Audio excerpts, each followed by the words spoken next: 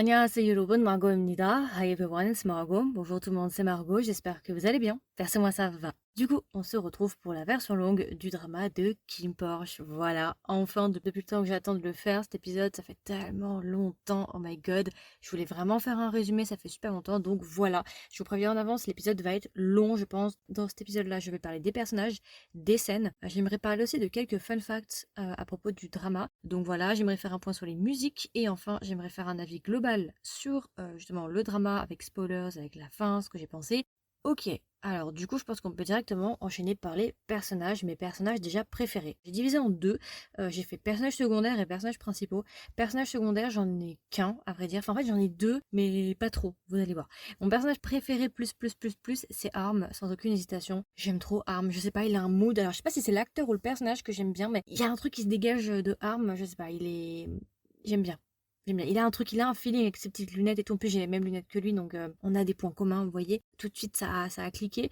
Non, j'aime beaucoup Arm, vraiment trop cute. Et il y a un autre personnage que j'aime bien, mais en fait, c'est pas parce que c'est pas le personnage que j'aime bien, c'est l'acteur, c'est Kan. J'adore en fait l'acteur qui joue Kan. Il a un Instagram, il fait souvent des lives sur Instagram. L'acteur qui joue Kan, il a l'air grave gentil. Et voilà, donc c'est pas tant le personnage. Quoique j'ai bien aimé, je l'appelle Monsieur Mocassin dans le métier. Petit mocassin, petit short, petit foulard, incroyable. Il vit vraiment sa meilleure vie qu'Anne, donc voilà, mais vraiment mon personnage préféré c'est Arm. Ensuite, en personnage principaux, ça a été assez dur parce qu'en vrai, j'aime tout le monde. En étant honnête, hein, j'aime à peu près tout le monde. Il n'y a pas un. Enfin, si, il y en a des personnages que j'aime pas, mais on va dire que majoritairement, quand même, les acteurs sont bons. À vrai dire, le tout premier acteur, avant même d'avoir regardé le drama, quand je regardais les extraits, enfin, je sais pas si vous vous souvenez, pour ceux qui me suivent sur Instagram, mais pendant très longtemps, en fait, j'ai dit que vraiment j'avais un gros coup de cœur sur Porsche, donc je vais être cohérente avec ce que j'ai dit jusqu'à présent. Porsche, quand même, reste mon personnage préféré, enfin, physiquement surtout, on va dire, il est classe en fait. C'est un personnage qui est vachement classe, vachement élégant, mais qui à la fois peut être goofy. C'est ça qui est assez drôle en fait avec ce personnage, c'est qu'il est assez maladroit, assez nonchalant, mais en même temps il est hilarant, en même temps voilà, et en même temps il est hyper sérieux, hyper badass. Enfin voilà, il a quelque chose. Bref, c'est un personnage que j'ai beaucoup aimé dans le drama. Ensuite, bah en fait, j'ai hésité en fait pas mal avec un autre personnage que j'ai énormément aimé, c'est Tankun. Je dois vous avouer que Tankun c'est vraiment mon mood. Et plus d'une fois en fait je me suis sentie visée par Tankun, mais je l'avais déjà dit dans le drama. Mais Tankun, vous voyez, c'est le gars qui reste toujours enfermé chez lui et qui regarde des dramas. Est-ce que j'ai besoin d'en dire plus? Je me reconnais un peu en lui en fait. Et j'adore son côté excentrique. Enfin, c'est grave un gars avec qui on pourrait grave s'amuser. Donc il y a cet aspect un peu attirant en mode. C'est un personnage qui. En français, quand tu dis attirant, c'est un peu bizarre, mais to be drawn. Comment dire en français? Se sent pas attiré, mais pas dans le sens attiré physiquement, mais t'as envie en fait de t'amuser avec lui. C'est quelqu'un qui attire les gens et qui arrive justement à regrouper les gens autour de lui avec qui on peut s'amuser. Comme je l'ai dit dans le livre, pour moi il y a deux personnages qui sont sous-exploités et qui seraient très intéressants de voir pour la suite. Et Tankun en fait partie. Donc voilà, Tankun j'ai beaucoup aimé. Kim, j'ai beaucoup aimé parce qu'en fait, dans le roman, on a très peu d'informations sur Kim et c'est vrai que je vous l'avais dit d'ailleurs dans le roman, j'avais du mal à cerner Kim et je le faisais pas trop confiance dans le roman parce que justement on le voyait jamais donc je savais pas à qui j'avais affaire. Là, heureusement, grâce au drama, ils ont donné plus d'importance à Kim, on va dire, et ça m'a fait vraiment plaisir parce que j'ai pu voir à peu près à qui j'avais affaire dans l'histoire. Je vois un peu plus donc j'arrive mieux à le cerner, on va dire ça comme ça. Donc le personnage de Kim, j'ai beaucoup aimé, il était assez mystérieux donc oui, c'était un bon personnage, j'ai été agréablement surprise sur ce côté-là. Et enfin, j'aime beaucoup deux personnages. Bon, bah, Pete, j'aime beaucoup. En fait, Pete, ce que j'ai bien aimé avec Pete, c'est qu'en fait, il y a un gros décalage. Parce qu'à la fois, il est cute, à l'extérieur, il a l'air gentil, innocent, mais dans les moments d'action, dans les scènes d'action et tout, il est vraiment genre ruthless. Genre, il est vraiment savage. Il est violent, en fait. Il est sérieux. Je trouve que Pete a une très très bonne dualité, justement, entre son caractère qui est assez cute, assez gentil, assez naïf, entre guillemets, et l'autre côté, quand il est en mode travail, du coup, où là, il est vraiment genre on fire et il déconne pas et il faut pas l'emmerder. Donc, j'ai beaucoup aimé Pete, il m'a fait rire plus d'une fois. D'ailleurs, il est grave mignon. Genre, il y a des scènes, on en parlera dans les scènes, mais qui m'ont fait hurler de rire. Genre le Disneyland. J'ai beaucoup. Ah, celui-là, il m'a fait rire. Et enfin, un autre personnage, mais ça, j'en ai déjà parlé plein de fois. Pourquoi je l'aime bien, mais il y a toujours je l'aime bien, mais c'est Vegas.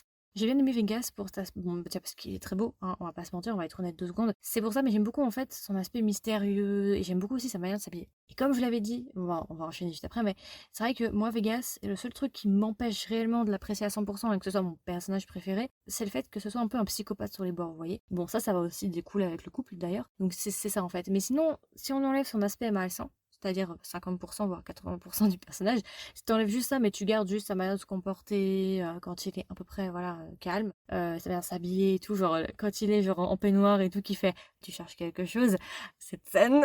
Oh my god, bref, voilà. Donc là, c'est plus, voilà, j'aime bien le feeling général de Vegas. Bon, j'en avais pas dans le roman aussi. J'aimais bien Vegas, jusqu'à ce que, voilà, vous connaissez les bails si vous avez écouté mon Et par rapport justement à Bible qui joue Vegas, je dois vous avouer quand même que son jeu était assez impressionnant, vraiment. Ils sont tous bons les acteurs bien évidemment, il y a rien à dire, il y a pas un seul acteur qui est mauvais entre nous. Mais j'avoue quand même que Bible, si on prend le point 2 secondes sur Bible, c'était son premier rôle. Et je suis assez impressionnée de voir ce qu'il est capable de faire et genre les changements d'émotion. Il peut sourire d'un coup et d'un coup il peut devenir cruel. Enfin, c'est assez impressionnant justement comme il arrive à changer d'une émotion à l'autre avec la rapidité surtout avec laquelle il arrive à changer. Donc oui, gros point pour Bible, franchement voilà. Avant que j'enchaîne sur les personnages que j'ai pas aimés, on va enchaîner sur mon couple préféré. Pour moi, le couple préféré, c'est Kim Porsche. J'ai beaucoup aimé Kim Porsche. Kim Porsche, j'aime bien le couple, ils sont mignons, mais on en reparlera, mais on peut en parler maintenant en fait. On va dire que ce qui est bien avec le drama, c'est qu'ils ont enlevé quand même 90% des aspects problématiques du roman, c'est-à-dire principalement le problème principal du roman, c'est la romantisation du viol. C'est vraiment le problème le plus principal du roman. Ça, ils l'ont enlevé à 80% dans le drama. J'aime bien le couple Kim Porsche, mais il y a quand même, alors après, on va débattre, il y en a beaucoup qui vont dire oui, mais non, mais non, mais oui. La petite scène épisode 4, je crois, là où ils sont ensemble dans la chambre d'hôtel, elle est jolie, ouais, mais voilà, on en reparlera. Donc je vais pas commencer à crier red flag, red flag, red flag, mais en demi-teinte leur couple. Mais j'aime beaucoup le couple, hein. Ils sont mimes, ça y a pas de problème là-dessus. C'est quand même le couple principal, donc oui, ils sont beaux ensemble. Il y a des très très belles scènes. Trois quarts des scènes qui sont jolies, c'est avec eux principalement. Mais mon couple préféré, c'est Kim Porsche pour l'aspect un peu plus innocent. J'aime bien plus la différence d'âge qu'il y a entre les deux. Et ou sinon, alors là, vous savez, quand vous écoutez mon live, je vous fais un petit clin d'œil à vous. Sinon, j'aurais dit le couple Porsche Vegas. Alors oui, attendez, avant de quitter l'épisode. Je m'explique. J'avais expliqué dans le live en fait que j'aurais grave voulu que Vegas finisse avec Porsche si c'était pas un psychopathe. Voilà. Pour moi, je trouve que vraiment il y a grave du potentiel pour le couple Porsche-Vegas. Il y a vraiment une alchimie, il y a une confiance, tu le vois dans les scènes, autant dans le drama que dans le roman. On sent qu'il y a quelque chose entre eux qui fonctionne bien, ils travaillent bien ensemble, il y a une bonne synergie et même on sent qu'il y a un truc qui sont beaux en plus à l'écran, ils vont très très bien ensemble. Vegas, bon, sauf quand il a essayé de le. Voilà, mais ça c'est justement parce que c'est un psychopathe. On va dire que quand Vegas se tient normalement, d'accord, donc quand il est à peu près normal, il est cute. Hein. La scène de la moto où ils partent ensemble, ils sont grave bons ensemble. C'est pour ça que j'ai dit, je peux pas totalement soutenir Vegas, parce que justement, il y a ce problème que c'est quand même un psychopathe qui a essayé de le violer et qui électrocute des gens dans sa cave. Voilà.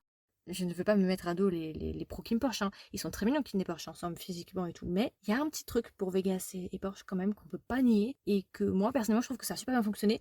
Et bon, on en reparlera aussi de mes scènes favorites. On en reparlera après. Le groupe de personnes qui partagent avec moi le même couple préféré, on a été ouais, on peut dire qu'on a été les plus mal lotis dans l'histoire, mais je m'y attendais de toute façon. J'en avais discuté avec Tati Queen. Je ne voyais pas de happy ending pour Porsche et Kim. Je l'avais déjà prédit, je l'avais dit, donc j'étais pas spécialement surprise quand il y a eu la fin. Je me suis dit, bon, bah voilà, ok, mais déjà c'était mieux que ce que j'attendais. Je dois vous avouer que la petite chanson de fin, là, voilà, quand il nous a fait son truc, c'était encore mieux que ce que j'attendais, parce que moi j'attendais pas autant. Voilà pour les couples. Après pour les autres couples, Arm, Paul, pour le moment je peux pas en dire grand chose parce qu'on les a pas vraiment vus ensemble. Pour le couple Time et Tay, bah ils sont beaux physiquement ensemble, Tay et grave mimes, mais moi je suis désolée les gars qui vont à droite à gauche et qui trompent, enfin bon bref c'est pas mon délire. En plus normalement Time il est censé aussi tromper Tay avec Tom. Bref, gros délire à 3 et tout, c'est pas mon style. Donc voilà, moi je peux pas trop dire sur ces couples-là. J'ai oublié des couples. Ah oui, bah après il reste Ankun et puis Top. Bon bah ça n'a pas été traité pour le moment. On a eu un side story où il y a un médecin, mais ça m'étonnerait que ce soit ce médecin-là. Enfin, je sais pas, mais je pense pas que ce soit ce médecin-là. On verra par la suite si ce médecin sera traité. Pareil, il est censé avoir un triangle amoureux avec Macao. Pour le moment, pas trop d'infos là-dessus, donc je peux pas vraiment. Voilà. Et du coup, ma petite question que j'aimerais savoir, c'est du coup, vous êtes plutôt quel couple? Je vais mettre un sondage dans cet épisode-là, vous pourrez répondre au sondage pour quel couple vous êtes. Je vais essayer de représenter tous les couples dans le sondage, ok? Je mettrai les couples. Et n'hésitez pas à me dire du coup pour quel couple vous êtes dans le sondage de cet épisode-là. Le sondage sera disponible si vous écoutez l'épisode sur Spotify. Voilà, si jamais je pose ça là. Tous les couples, en règle générale, pour moi, fonctionnent. Il y a de l'alchimie pour tous les couples, donc ça, c'est assez intéressant aussi. Peu importe le couple pour lequel on est, tous les couples ont de l'intensité, tous les couples ont de l'alchimie. Il y a vraiment un truc, on sent que ça passe. Tous les acteurs, même entre eux, on sent qu'il y a une alchimie, que ça passe bien. On sent qu'il y a vraiment un truc, c'est une très très bonne équipe. Donc voilà. Et en fait, dans la version courte, j'ai dit que Kim Porsche, c'était un BL. Alors oui, j'ai dit ça effectivement pour simplifier pour les personnes, par exemple, qui ne connaissent pas trop le milieu et qui n'ont pas vu le drama. C'est vrai que j'ai simplifié, j'ai dit que c'était un BL, mais en vrai, c'est bien plus qu'un BL et je pense que c'est un petit peu injuste de le catégoriser uniquement comme BL, en fait, parce que Kim Porsche, quand même, c'est bien plus qu'un BL. Et d'ailleurs, les réalisateurs aussi de Kim Porsche l'avaient précisé, ça aussi, ça me fait penser, parce qu'en fait, il y a 3 réalisateurs dans Kim Porsche, d'accord? Il y a, alors, il faut pas que je me trompe, mais il y a Pipand, qui est le plus connu, c'est généralement les réalisateurs slash scénaristes dont vous entendez le plus parlé. Ensuite, il y a Pepsi qui était aussi dans Bad Buddies. Et du coup, il y a un troisième réalisateur aussi qu'il faut pas oublier. J'espère que je vais pas mal prononcer son nom, mais c'est Konkiat Komsili. Et lui, ce réalisateur-là en question, parce qu'en fait, il y a une interview qui a été faite il y a quelques temps sur les 3 réalisateurs. Je pourrais vous mettre le lien si ça vous intéresse. Et en fait, on a compris que chacun des réalisateurs s'occupait plus ou moins de certaines scènes. Et en fait, Konkiat Komsili, lui, il est chargé de toutes les scènes d'action. Normalement, c'est lui, parce que lui, il est vraiment spécialisé là-dedans dans les dramas. Et ce qui est super drôle, c'est que mes scènes préférées, comme il y a beaucoup de scènes que j'aime énormément dans le drama, qui sont des scènes d'action. Donc visiblement, c'est lui majoritairement qui était en charge de ces scènes-là. Donc voilà. Et justement, pourquoi je dis ça, parce que je m'éloigne un petit peu. Dans une interview, justement, il nous avait bien précisé les 3 réalisateurs, surtout Pipon, je crois. Pour eux, Kim Porsche, c'est bien plus qu'un BL, et c'est pas qu'un BL en fait, et que il faut pas le catégoriser comme BL. Kim Porsche, en réalité, c'est bien plus qu'un BL, c'est plus un drama sur des relations humaines, et c'est pas juste qu'un seul BL. Donc voilà. Et du coup, les personnages que j'ai moins aimés, je pense que ça ne sera pas une grande surprise entre nous. J'ai pas pu saquer Tawan, mais je pense comme 99% de la population. Tawan, bon, en même temps, l'acteur a très très bien joué, hein. L'acteur a super bien joué son rôle parce que le personnage est détestable en fait. T'as vraiment envie de lui mettre des buffs. Vraiment, il est détestable le personnage. Donc l'acteur, vraiment, sur ce coup-là, on peut rien lui reprocher. Il a vraiment joué à la perfection. Il y a des grandes différences d'ailleurs avec le roman. Je trouve que le Tawan du drama est plus vraisemblable, il fait plus réel, il fait plus humain. Parce que c'est vrai que le Tawan du roman, bon, Tawan qui parle à 3e personne, là au bout d'un moment t'as envie de le noyer quoi. Donc j'ai bien aimé que ce Tawan là soit, je sais pas comment expliquer, il fait moins immature. Ouais voilà, il fait moins immature le Tawan du drama. Donc point positif pour moi, c'était entre guillemets c'était un bon méchant. Même si la conclusion justement de ce méchant là pour moi elle est douteuse. On en reparlera aussi après. Voilà. Et un autre personnage que j'ai pas aimé, bah c'est Korn. C'est le daddy, comme on l'appelle dans le métier pour les intimes. Le daddy. Clairement, j'ai pas aimé Korn, mais bon, ça c'est pas une grande surprise. D'ailleurs, je trouve qu'ils ont super bien choisi l'acteur. L'acteur vraiment, pour moi, joue très très bien Korn. Enfin, j'imagine personne d'autre pour Korn, vous voyez. Genre, vraiment, pour moi, il joue à la perfection Korn. Je sais pas, il incarne très bien genre ce petit côté un petit peu vicieux sur les bords. À voir comment ça va se passer pour la suite. Par contre, la chose que j'aimerais reprocher à la représentation de Korn dans le drama, je trouve que c'est un peu dommage que dans le drama, il n'est pas aussi bien caché son jeu que dans le roman. Je m'explique. Dans le roman, je trouve que Korn cache assez bien son jeu. Dans le roman, jusqu'au volume 4, hein, le daddy est gentil. Le daddy, voilà, il a rien de spécial. Le daddy est cool, comme on dit. Il n'y a pas de problème. Et c'est au 4e volume où justement, bam, revirement de situation, le daddy est méchant. Et en fait, le daddy avait tout organisé. Donc, le volume 4 est assez satisfaisant dans ce sens-là, étant donné qu'il y a vraiment un effet de surprise en mode le daddy, c'était lui le méchant depuis le début. Vous voyez, finalement, c'était pas tant Can. Il y avait vraiment cet aspect surprise du volume 4, chose que tu n'as pas retrouvé dans le. En tout cas, à mon sens, que tu n'as pas retrouvé dans le drama. Il y avait moins cet aspect en fait de surprise dans le drama, vu qu'on savait déjà que le daddy était un peu flou, vous voyez, genre voilà, il était flou, donc on n'était pas vraiment surpris quoi. Donc c'est un peu dommage qu'ils aient cassé justement le climax, ils aient cassé en fait l'intrigue principale, un peu dommage qu'ils nous l'aient directement montré comme quelqu'un un peu de fourbe quoi. C'est un peu dommage pour ça. Ce que j'aime bien avec Kim Porsche, c'est que ils ont très très bien réussi à mettre en valeur absolument tout le monde. Quand on regarde, 99% des acteurs, bon peut-être sauf l'oncle Hattie qui n'a clairement pas été mis en valeur, mais je veux dire sinon, ce qui est génial et ce que tu constates, c'est qu'en fait tous les acteurs ont des fans quasiment. Vous voyez, du coup Bass, Job, enfin JJ, tout le monde, ils ont tous des fans et ça c'est super. Et ça arrive jamais, enfin vous avez rarement des dramas déjà avec un aussi grand casting et avec justement des fans pour absolument tous les acteurs. C'est un truc de fou, un truc. Même Can, vous voyez, il est grave cute Can, l'acteur qui joue Can. Même Can, il a genre une grosse fanbase. Genre vous allez sur le compte Instagram de Can, vous allez dans ses commentaires de posts Instagram, le 90% de ses posts c'est Daddy ou bien est-ce que je peux marier Macao ou Vegas. Bon après on va pas épiloguer sur ça, mais Pichan par exemple, il a une fanbase. Je veux dire, c'est ça qui est bien en fait. Ils ont mis en valeur tout le monde. Il n'y a pas eu une espèce de hiérarchie entre les acteurs en mode les acteurs principaux seront mis en avant, puis le reste, battez-vous entre vous quoi. Non, tout le monde. Perth, par exemple, Perth Nakon qui joue Ken, pareil, il a une fanbase. Bon, lui, il avait une fanbase d'avant parce qu'il est youtubeur, twitcher et autres, mais je veux dire, t'aimes tous les personnages. Quasiment, tu vois. Donc ça c'est bien. Ah oui, j'ai pas aimé Big aussi, mais ça c'est pas de la faute de l'acteur ni même du personnage de drama, c'est juste que j'ai lu le roman et dans le roman j'ai détesté Big. Du coup, je pouvais pas accepter que Big soit gentil dans le drama. Pour moi, c'était une aberration. Donc voilà. Pour moi, tous les acteurs sont des sucrètes, je les aime tous. Vraiment, c'est ça qui est bien aussi avec le drama, c'est qu'ils ont vraiment réussi là-dessus. On aime tout le monde et ça c'est super.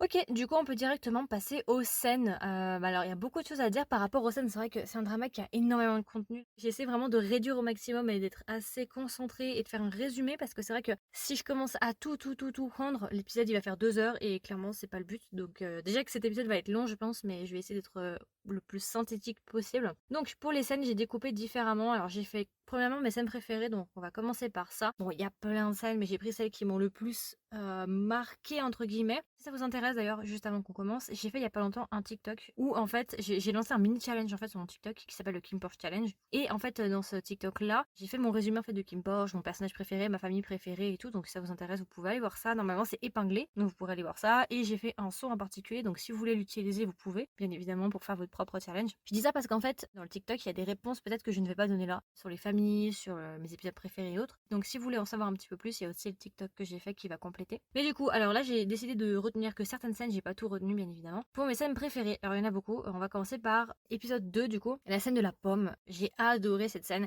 Déjà, quand je l'avais vue dans les extraits, j'étais vraiment en mode waouh. En fait, Porsche, il est juste badass. Hein. Entre nous, il est beau, il est classe, il est élégant. Parfois, il est un peu maladroit, il est goofy, mais il est vraiment classe. Il est magnifique avec son costume 3 pièces là. Waouh. Il est juste magnifique en costume 3 pièces. Et cette scène avec la pomme et tout, j'ai adoré. Donc, grosse scène que j'ai beaucoup aimé. La scène justement juste après où Porsche tombe, il est en train de défiler limite en costard, là vous voyez, il arrive, il y a un petit ralenti, petite musique avec justement King qui le regarde et puis il se casse la gueule par terre. J'ai beaucoup ri aussi.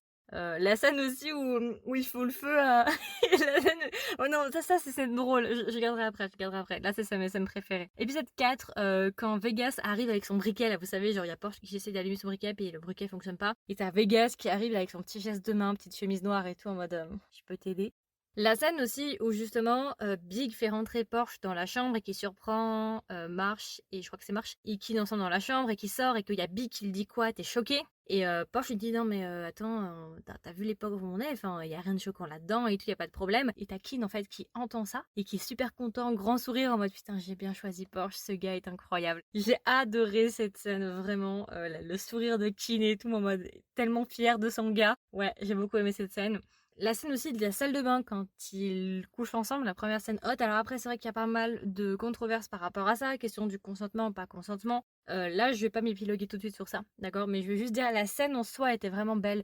D'ailleurs on en parle ou pas de la musique piano, la version piano de Free Fall. Non mais attendez, moi je ne reposerai pas en paix tant que je n'aurai pas eu la version piano disponible sur Spotify, qu'on puisse l'écouter là, c'est pas possible. On est d'accord ou pas? Elle est magnifique la version piano s'il vous plaît. Vous vous rendez compte que je suis tellement désespérée que j'ai appris à la jouer au piano? Je ne rigole pas, j'ai trouvé des tutos, j'ai cherché des tutos pendant des jours pour essayer de la jouer, je sais la jouer au piano maintenant. Mais parce que justement je suis obligée de la jouer au piano parce que je peux pas la trouver. Mais je comprends pas en fait, c'est quoi le délire? Pourquoi on l'a pas? Non mais excusez-moi, mais je veux dire pourquoi? Elle est magnifique. Genre ça coûte quoi juste de nous la drop sur Spotify ou YouTube ou peu importe, je vois pas le problème. Bref, en tout cas au moment où je parle, elle y est pas. Elle est pas disponible. Peut-être qu'après elle va être disponible, mais pour le moment en tout cas elle l'est pas. Bref, cette scène de la salle de bain, elle est vraiment magnifique. En plus elle était très osée. Et moi je dois vous avouer que quand j'ai vu ça, j'ai baissé le son doucement parce que je me suis dit oh là.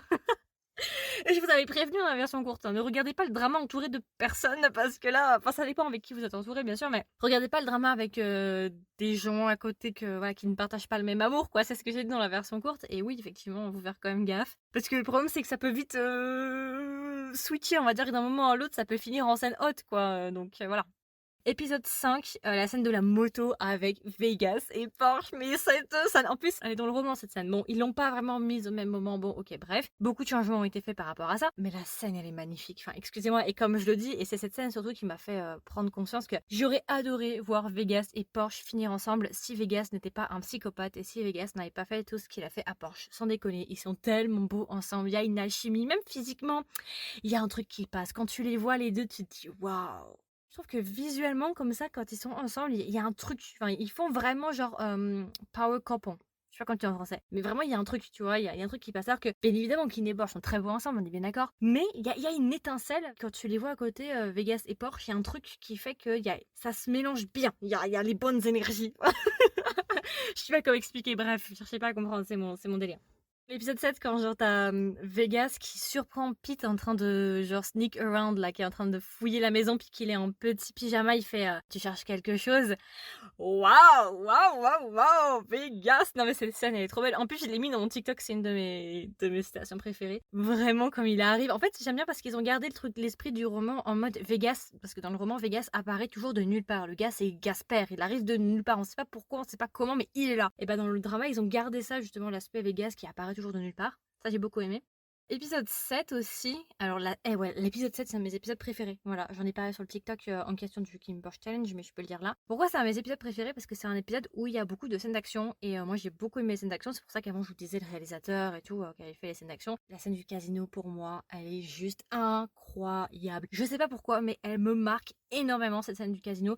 Il y a plein de raisons, en fait, pourquoi elle me marque. Mais je trouve qu'elle est vraiment belle, elle est très travaillée. Et en fait, ce qui est assez intéressant, c'est que c'est une scène d'action. Du coup, c'est une scène qui bouge beaucoup. Et limite, en fait, ce que j'aime bien, c'est la dynamique de cette scène-là. C'est pas une scène juste plan stable où vite fait, on bouge légèrement, on slide, mais sans plus. Non, c'est limite du caméra épaule en fait. Dans les scènes de combat, la caméra bouge au même moment, elle suit gauche, droite. J'ai beaucoup aimé cette dynamique-là. Et j'ai beaucoup aimé aussi qu'on ait des figurants. Et que les figurants soient vivants, c'est-à-dire qu'ils parlent, ils crient, vous voyez le moment de la bombe, t'as plein de gens qui se cachent, qui hurlent et tout, la scène elle est vraiment vivante, c'est une scène de panique, c'est une scène de crise, et vraiment ça fait très vivant, ça fait très vrai quoi, on a l'impression d'y être, et ça j'ai beaucoup aimé parce que je sais pas si vous avez remarqué, mais en soi dans Kim Porsche, il n'y a pas beaucoup de figurants, c'est très rare qu'on soit dans des environnements où il y a plein de gens en dehors du cast en fait, et des gens juste comme ça, des passants, ce genre de choses, il n'y en a pas énormément, ça arrive, mais c'est pas courant, et c'est pour ça que j'ai beaucoup aimé cette scène, pour la dynamique, pour l'aspect même, l'environnement un petit peu, j'ai bien aimé et tout, ça fait un peu underground et tout, j'ai beaucoup aimé. Beaucoup de scènes de combat, ça tombe, ça bouge, ça tourne, enfin bon, bref, j'ai beaucoup aimé. Et aussi dans l'épisode 7, une scène que j'ai beaucoup aimé, mais toujours avec, en rapport avec Vegas Porsche, la scène du hangar avec les Italiens, où justement t'as le duo Porsche et Vegas qui combattent ensemble et on les voit vraiment travailler ensemble pour la première fois.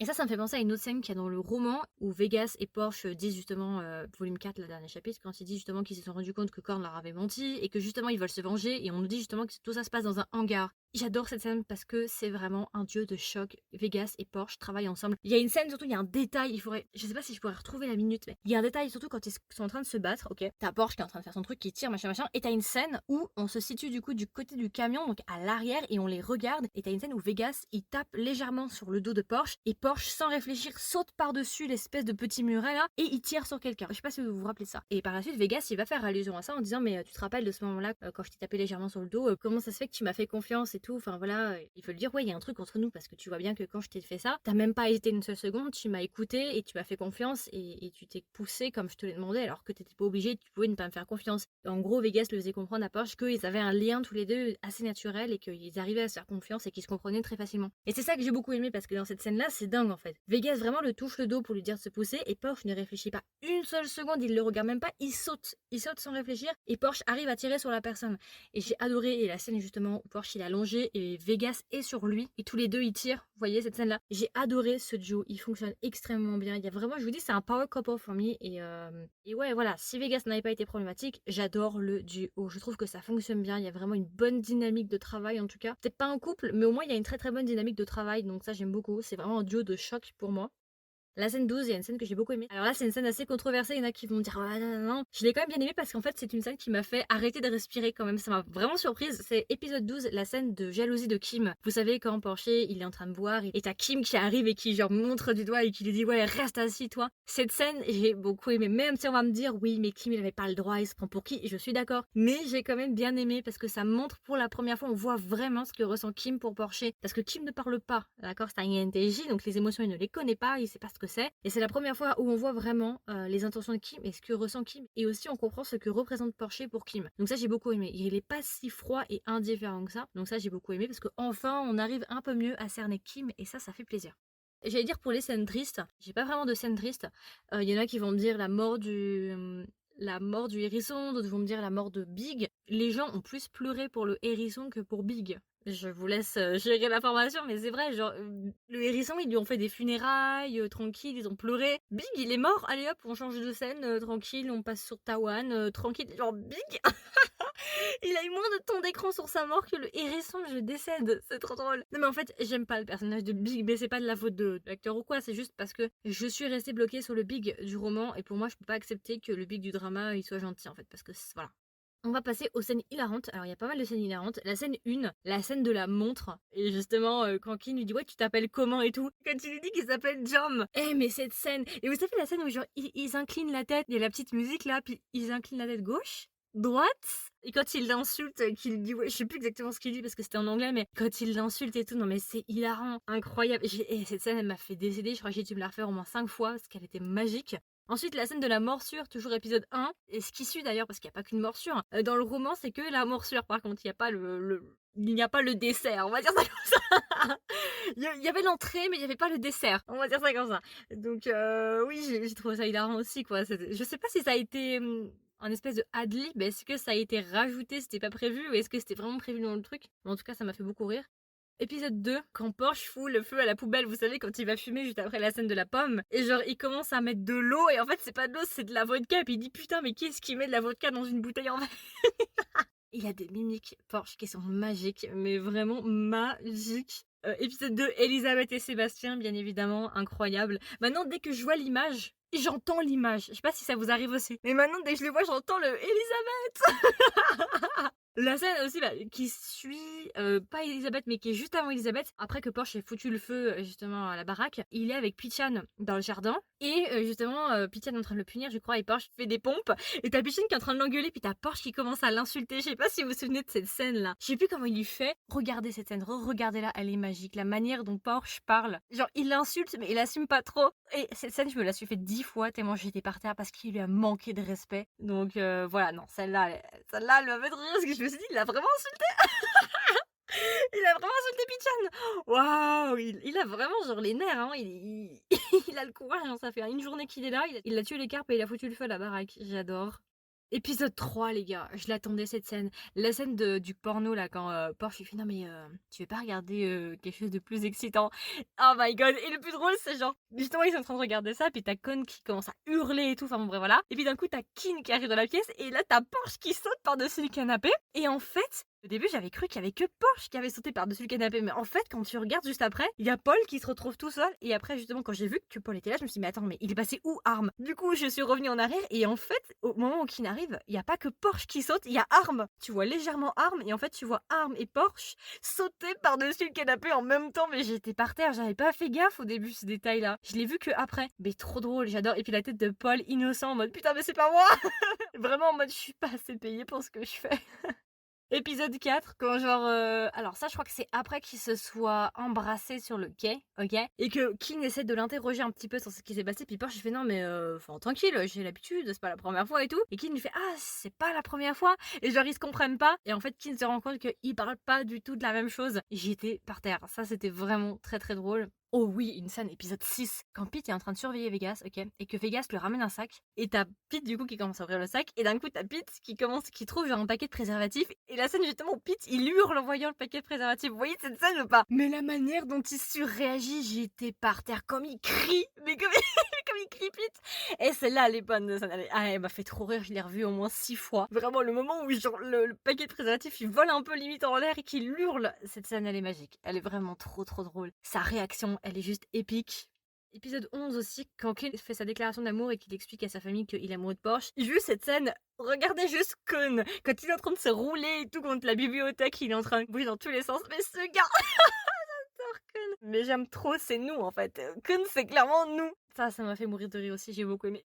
Ensuite, j'ai relevé pas mal de scènes qui sont des indices dans le drama que je voulais relever, qui sont soit des clins d'œil au roman, soit des choses dont il vaudrait la peine de parler. Donc voilà. Première chose, moi, qui m'a interpellée, parce que forcément, je suis arrivée après tout le monde et j'ai regardé le drama après tout le monde. Épisode 1, première chose qu'on voit, ou une des premières choses qu'on voit, c'est Pichan et Korn en train de jouer aux échecs. Si vous avez lu le roman ou que vous avez écouté mes résumés sur le roman, je pense que vous l'avez tout de suite remarqué ça. C'est vraiment un truc hyper clé, l'histoire des échecs dans le roman, et surtout que Pichan et Korn jouent ensemble. C'est vraiment un indice de ouf, sauf que dans le roman, ça c'est au dernier chapitre généralement du volume 4. Ça, ils ont décidé directement de le mettre dès l'épisode 1. Alors je sais pas si c'est vraiment la première scène, non, c'est pas la toute première scène, mais c'est parmi les premières scènes. Donc déjà je me suis dit ah ouais, vous commencez déjà à mettre les indices et tout, vous commencez déjà lourd. Donc ça déjà j'ai beaucoup aimé, ça donne vraiment un petit rappel avec le roman. Et justement en plus il y a une allusion, si je dis pas bêtise, au bout d'un moment t'as Korn qui utilise sa reine pour gagner, et ça fait une allusion à une discussion qu'avait eu Korn et Pichan en mode oui tu peux sacrifier ta reine, machin machin. Bref, je vous invite à aller écouter mes résumés sur le roman si ça vous intéresse, mais là il y a vraiment des gros indices par rapport au roman, donc ça j'ai beaucoup aimé. Aussi quelque chose que j'ai noté et qui m'a un peu surprise, épisode 4, quand Kim arrive, parce que Kim en fait arrive assez tardivement quand même dans le drama, je l'ai pas précisé mais c'est vrai qu'il arrive quand même assez tard, il arrive pas tout de suite dans le drama, et là c'est parmi ses premières scènes, épisode 4, quand justement Kim est en train de faire sa petite représentation là sous le nom de Wick, et que, alors je sais, il chante pas mais il est en train de faire son petit discours, et il dit je me demande souvent si je veux vraiment que mes rêves se réalisent. Est-ce que ça vaut vraiment la peine si je perds quelque chose en chemin? Mais en même temps, si j'aime tellement cette chose, vraiment de tout mon cœur, est-ce que ça vaut pas finalement la peine? Donc je me demande ça si en fait c'était tout ça, c'était pas une allusion avec Porcher justement. Cette histoire de le fait qu'il aime Porcher et justement l'histoire aussi de sa famille et de ses devoirs. Je me suis demandé si c'était pas déjà des allusions justement avec le conflit auquel va devoir faire face Kim tout au long du drama entre Porcher et ses devoirs auprès de sa famille et Korn. Donc voilà. Aussi, dans l'épisode 4, je crois, il y a l'arbre généalogique que Kim a créé. Là, vous savez, le grand truc des suspects là, c'est un arbre généalogique. J'ai pu regarder un petit peu, c'est assez juste par rapport au roman. C'était assez intéressant de revoir ça. J'ai pu regarder un petit peu, regarder s'ils avaient suivi le roman ou pas. Épisode 5, quand Kim commence à fouiller dans le bureau de Korn et qui commence à enclencher un mécanisme, machin, avec la pendule et puis ça ouvre un meuble. Alors ça, je pense personnellement que c'est une allusion à la confrérie secrète parce que si vous avez lu le roman, à la fin du volume 4, on découvre que Korn en fait a créé une organisation secrète et que Korn veut mettre Kim à la tête de cette organisation-là. Et en fait, on nous dit que dans le bureau de Korn, en fait, il y a un mécanisme caché et en fait, si tu enclenches le mécanisme, il y a une porte qui te mène directement au sous-sol et au sous-sol, il y a des chambres secrètes où se situe l'organisation secrète. Donc je pense que c'est une allusion à ça, ok, c'était pour nous dire, regardez, voilà, saison 2 peut-être, voilà, petite chambre secrète et tout. Je pense que c'était clairement une allusion. On en apprend aussi beaucoup plus sur le caractère de Kim, parce que je sais plus exactement ce qu'il lui dit, mais il lui dit I'm more interested in what you're thinking. Je sais plus exactement ce que lui dit Korn à un moment, mais en tout cas Kim lui dit non mais moi je m'en fous de ça en fait, moi je suis plus intéressée par ce que vous pensez vous. En parlant à Korn. Donc on comprend que finalement Kim ne serait pas totalement du côté de Korn et qu'il sait à peu près à qui il a affaire et qu'il cerne très très bien son père et qu'il est plutôt réticent et qu'il est même plutôt méfiant en fait envers son père et qu'il est intéressé par ce qu'il fait et ce qu'il veut faire dans le futur. Donc ça c'est assez intéressant parce que Kim finalement ne va pas être si manipulable que ça. On s'en doutait, mais je préfère avoir vraiment des vraies clés qu'on me le dise directement. Donc là c'est vraiment un indice pour nous dire que Kim ne va pas tant prendre le côté de son père que ça. Très intéressant. Épisode 9, ça a été la scène du temple, vous savez, où Pete suit Macao et Vegas et qui se fait surprendre et qui vont ensemble justement assister à un cours en fait avec un des moines. Il y a la scène justement avec la jarre, ça c'est la scène des mérites. Donc ça c'est une reproduction, c'est une adaptation de la scène du cinéma qui avait lieu dans le roman, pour ceux que ça intéresse. Visiblement, bon, il y a des petits indices parce que j'ai vu pas mal de posts, mais vous savez la scène de la jarre, donc c'est la scène des mérites avec l'eau et tout. Dans cette scène-là, normalement, dans la tradition, quand vous êtes deux, tu dois toucher normalement l'autre personne qui verse l'eau. Mais généralement, toucher le bras suffit. Sauf que là, dans le drama, je crois qu'il lui touche le bas du dos ou quelque chose comme ça. Non, il lui touche le dos. Et ça, c'est clairement pas nécessaire en fait. Il n'avait pas besoin de le faire. Toucher le bras, ça suffisait. Donc, c'était déjà des indices peut-être qu'il voulait. Bon, je sais pas si vraiment il était intéressé par lui, mais en tout cas, il voulait essayer de l'intimider un petit peu en lui touchant le dos alors que c'était pas nécessaire. Donc voilà. Par rapport à cette scène-là, au bout d'un moment, t'as Macao qui commence à dire, parce que je sais plus, Pete lui dit ouais, je savais pas que vous étiez si croyant et tout que ça, et Macao va dire non mais c'est vrai que on n'est pas spécialement voilà à fond sur la religion, mais depuis un petit moment, Vegas il est vraiment à fond en fait, il est vraiment très très intéressé par le dharma. Alors qu'est-ce que c'est le dharma pour ceux qui savent pas? Le dharma, ce sont les connaissances propres au bouddhisme, d'accord? C'est les enseignements du bouddhisme, si vous voulez le dharma. Et justement, c'est assez drôle parce qu'en fait, ça me fait allusion à autre chose. Alors, je sais plus quelle scène c'est, mais c'est juste avant. C'est, vous savez, la scène justement où, c'est notre épisode 7 en fait, c'est quand Pete, Arm et Porsche ils viennent dans la maison de la famille secondaire, d'accord? Et qu'à un moment, ils sont en train de marcher dans un tunnel et t'as Pete à un moment qui va voir un espèce d'hôtel et qui va commencer à prier et à s'incliner à plusieurs reprises. Et là, on a une petite scène où Vegas le regarde et sourit légèrement. Vous vous souvenez de cette scène-là? Bah, en fait, mon avis à moi, hein, cette scène se passe avant la scène du temple. Je pense que, à mon avis, ça c'est vraiment ma pure théorie, mais justement le fait que Macao dise ah, c'est bizarre parce que récemment il l'est justement dans le dharma, il est très intéressé par le dharma. Je me dis, est-ce que en fait c'est pas un indice pour nous dire Vegas a remarqué que Pete était très croyant, du coup il a commencé à son tour lui à s'intéresser au texte du dharma et du coup c'est pour ça en fait qu'il est allé au temple. Donc est-ce qu'il y aurait déjà une forme d'intérêt envers Pete? Parce que je trouve que ça se coordonne assez bien en fait. Vegas voit Pete en train de prier devant un petit hôtel, donc Vegas comprend que Pete est très croyant et très superstitieux, et juste après il se rencontre dans un temple et Macao nous dit que Vegas est récemment très intéressé par le dharma. Je trouve qu'au niveau de la chronologie ça fit assez bien. Donc voilà, c'est peut-être que je me trompe, mais en tout cas, je trouve que ça colle assez bien dans la timeline, dans la période.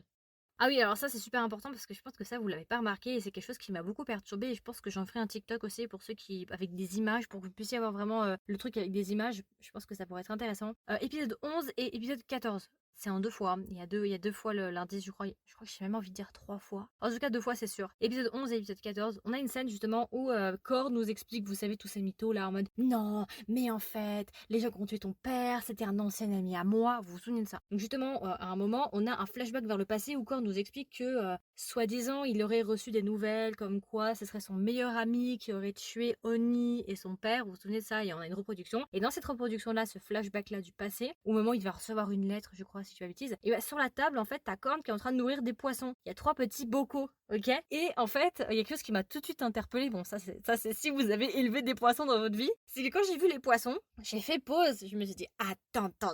Parce qu'il y a 3 bocaux, ok? Il y a 2 bocaux avec des poissons similaires et un bocal avec un poisson différent. Et en fait, ce qui m'a tout de suite interpellée, c'est que les 2 poissons similaires, vous savez ce que c'est? Alors, je suis sûre à 99% que c'est ça parce que l'image n'est pas hyper précise et je suis pas vétérinaire, mais je suis sûre à 99% que c'est ça. Ce sont des combattants. Donc je ne sais pas si vous avez déjà eu des poissons, mais les combattants, je vous invite à aller chercher sur internet. Les combattants, ce sont des poissons très particuliers. Les combattants, comme le nom l'indique, ce sont des poissons qui sont extrêmement agressifs et leur particularité, c'est si tu mets 2 mâles combattants ensemble, ils vont s'entretuer en fait. Et même, il y a des gens qui se sont même amusés parfois à mettre un miroir devant le bocal du combattant. Et en fait, le combattant, quand il voit son reflet dans le miroir, il comprend pas que c'est son reflet dans le miroir, mais en fait, le combattant, il va commencer en tout cas, il va commencer à être très agressif et à vouloir attaquer justement son reflet. Donc c'est pour vous dire à quel point ces poissons-là, ils sont violents, c'est des gangsters si vous voulez. Et justement, ça, c'est pas anodin, justement, d'avoir mis 2 combattants dans un bocal chacun et un petit poisson. Pour moi, je le vois comment? Pour moi, les 2 combattants, c'est Kim et Kin. Et le petit poisson tout mignon et tout petit, c'est un Kun. Pour moi, c'est une allusion. Parce qu'en fait, c'est assez drôle. Parce que vous voyez, si on fait un parallèle avec le roman, Korn, il a élevé ses enfants et il fait tout justement.